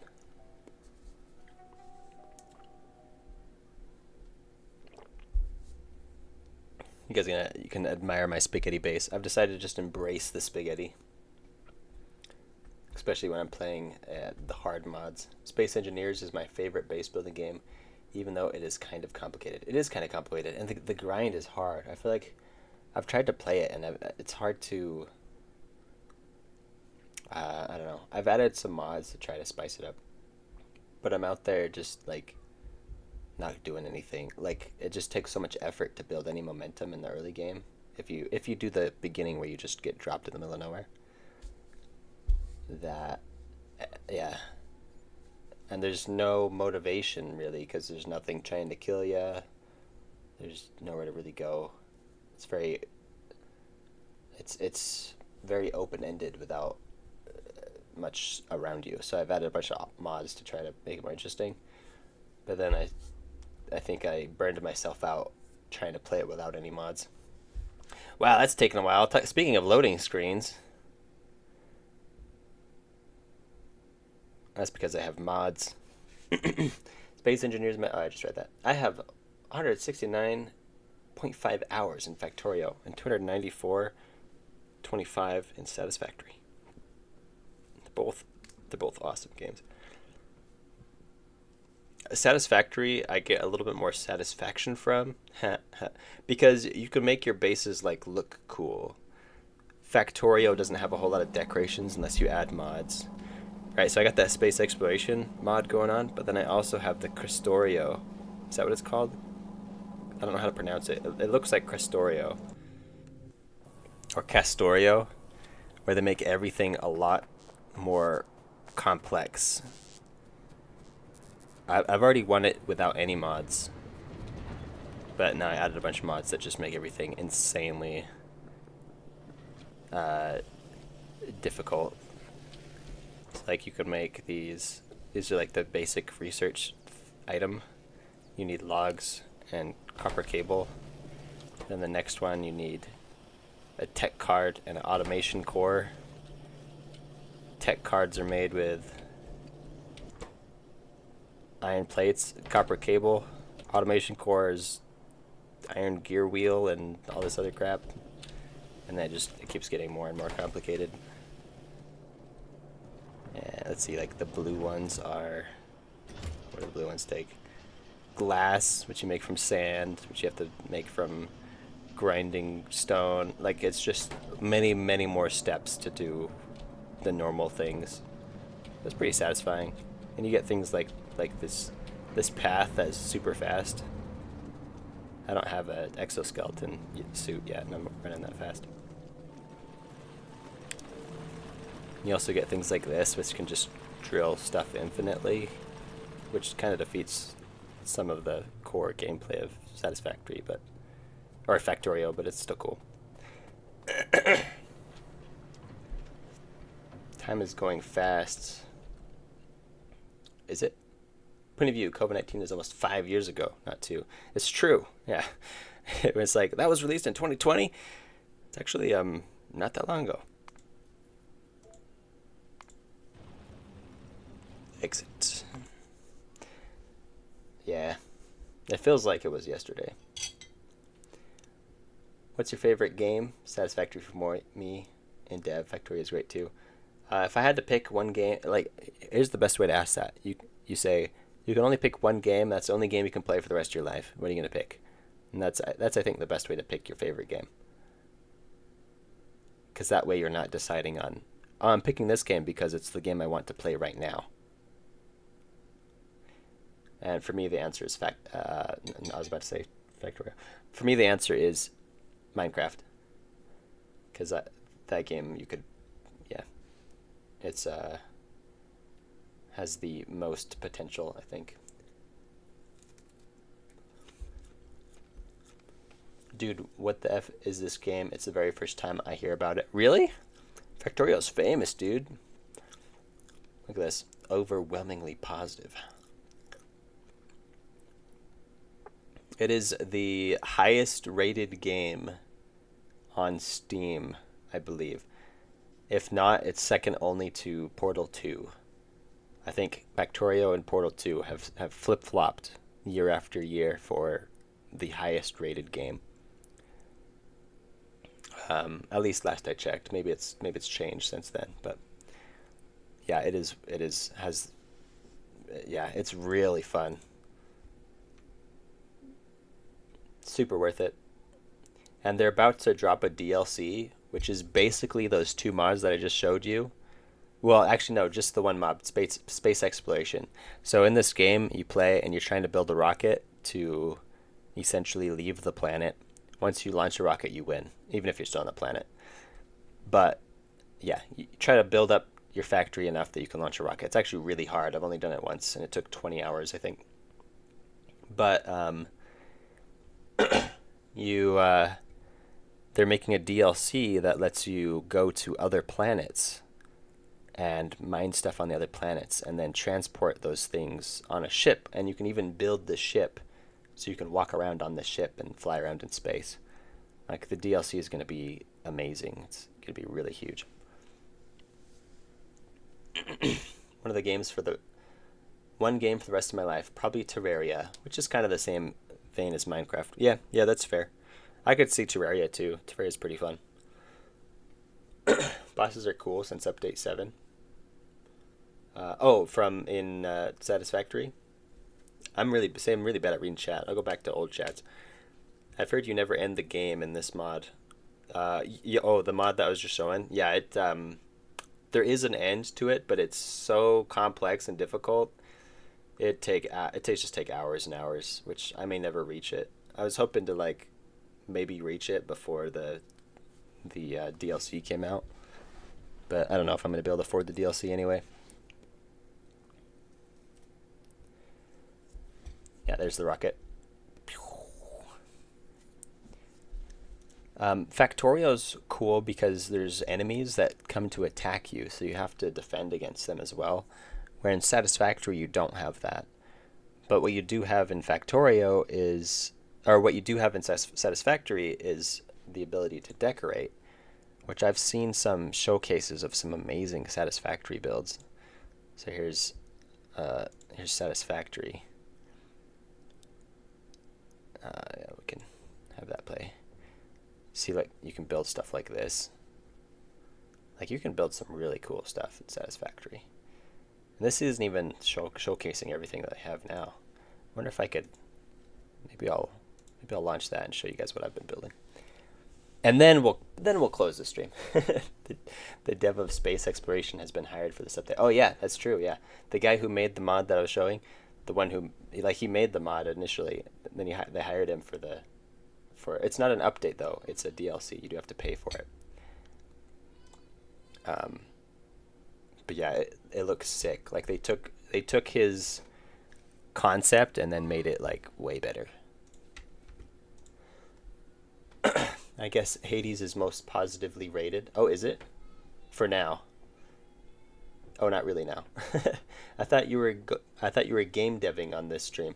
I was game deving for quite a while, but we're kind of petering out to an end, and we got distracted by looking at some cool games that do well. Talking about our favorite games. What's your favorite game, Rob? Welcome back, by the way. I was talking about you earlier. I forgot what I was talking about you about. Oh, you have a drawing pad. We were talking about drawing pad and mouse. And I was talking about how you showed me your drawing pad, and it was really sick. I found Factorial more addicting than Satisfactory. The first-person thing gets boring real fast. Yeah, that's actually a meme. It's that Satisfactory is like one of the most addicting games. It's not loading. Oh, there it is loading. It's just not showing up yet. Favorite game? I don't know. Void Titan. I know, right? Maybe when it comes out. I think my friend would love Factorio because he loves this kind of game. Probably. He probably has it. Like it's insanely popular.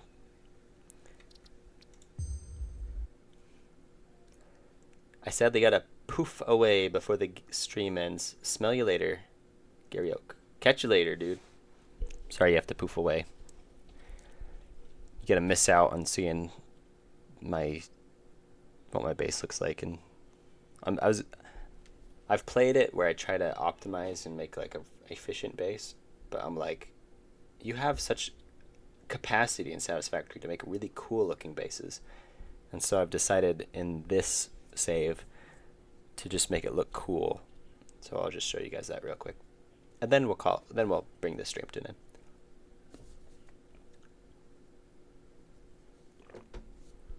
I should be recording this now if we're going to be looking at a loading screen. This one's pretty boring. At least they have some kind of indication that something's happening, though. Even though Satisfactory is my most played game, I always plan 2 huge mega bases. So huge I can't even build it entirely before finishing the game. Yeah, well, there's no real finish to the game right now either. Maybe when the 1.0, I'm hoping when the 1.0 comes out, it'll actually feel like a well-rounded game with an end. Unlike 7 Days to Die. That 1.0 was like the most disappointing thing. Oh, it's nighttime. You guys can't even see anything. But I try to make my... That's not complete. But I want to make my builds look really cool, you know? So I have like... Okay, like this. I have stuff coming out of this miner. It's on a belt. And most people would just make the belt, carry the belt over to where they need it, which is right here. But what I did is I built this whole big old thing, all lit up and everything, just for the belt. It's super unnecessary. But, I mean, they have these things in the game, so I'm gonna use them. Make it look cool. Then here's this big old factory for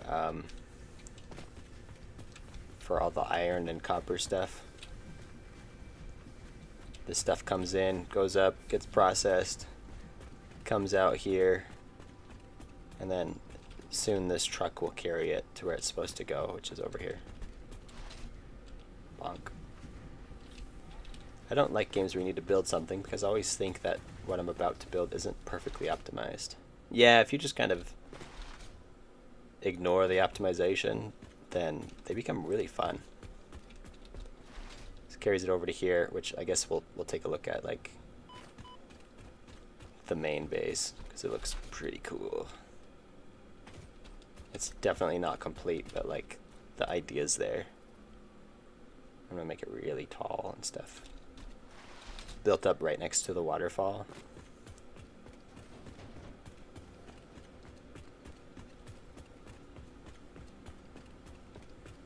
But yeah, really good looking base. Thanks.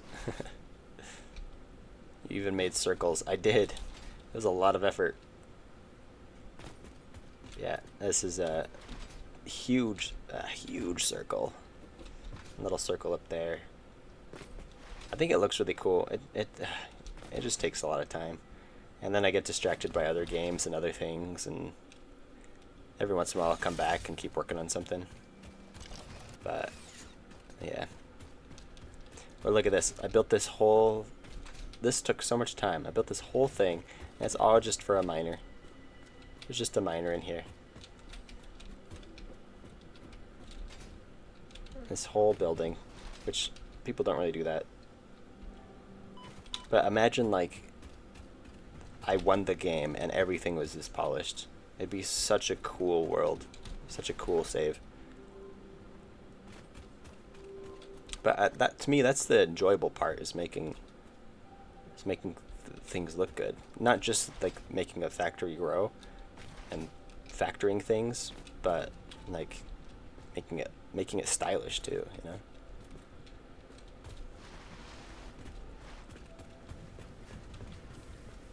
Anyway.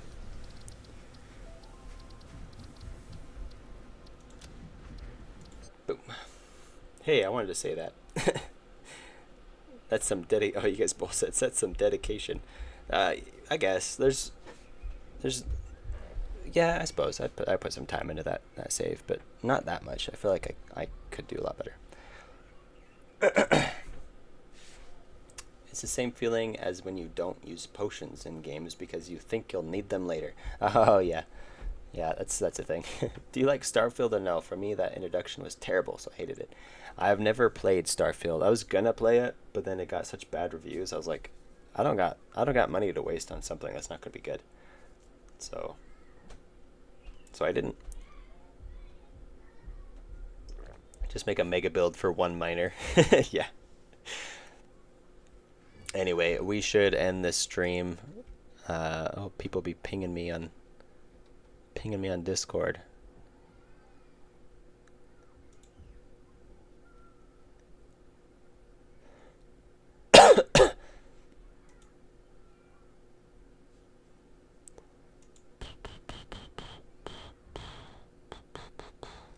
Anyway, I got distracted there pretty hardcore.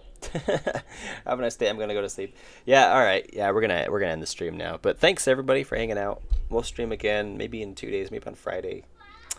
I want to stream again sometime this week, but without the internet yesterday, I'm kind of behind on stuff, and I need to get a video out by the end of the week. So we'll see when we stream. Just keep an eye out for it. But thanks for hanging out, everybody. Catch you. Oh, Rob, go to sleep. It's way late for you. What are you doing? Anyway, good night, everybody. Catch y'all later. Or yeah, it should be night for most everybody. Catch you later.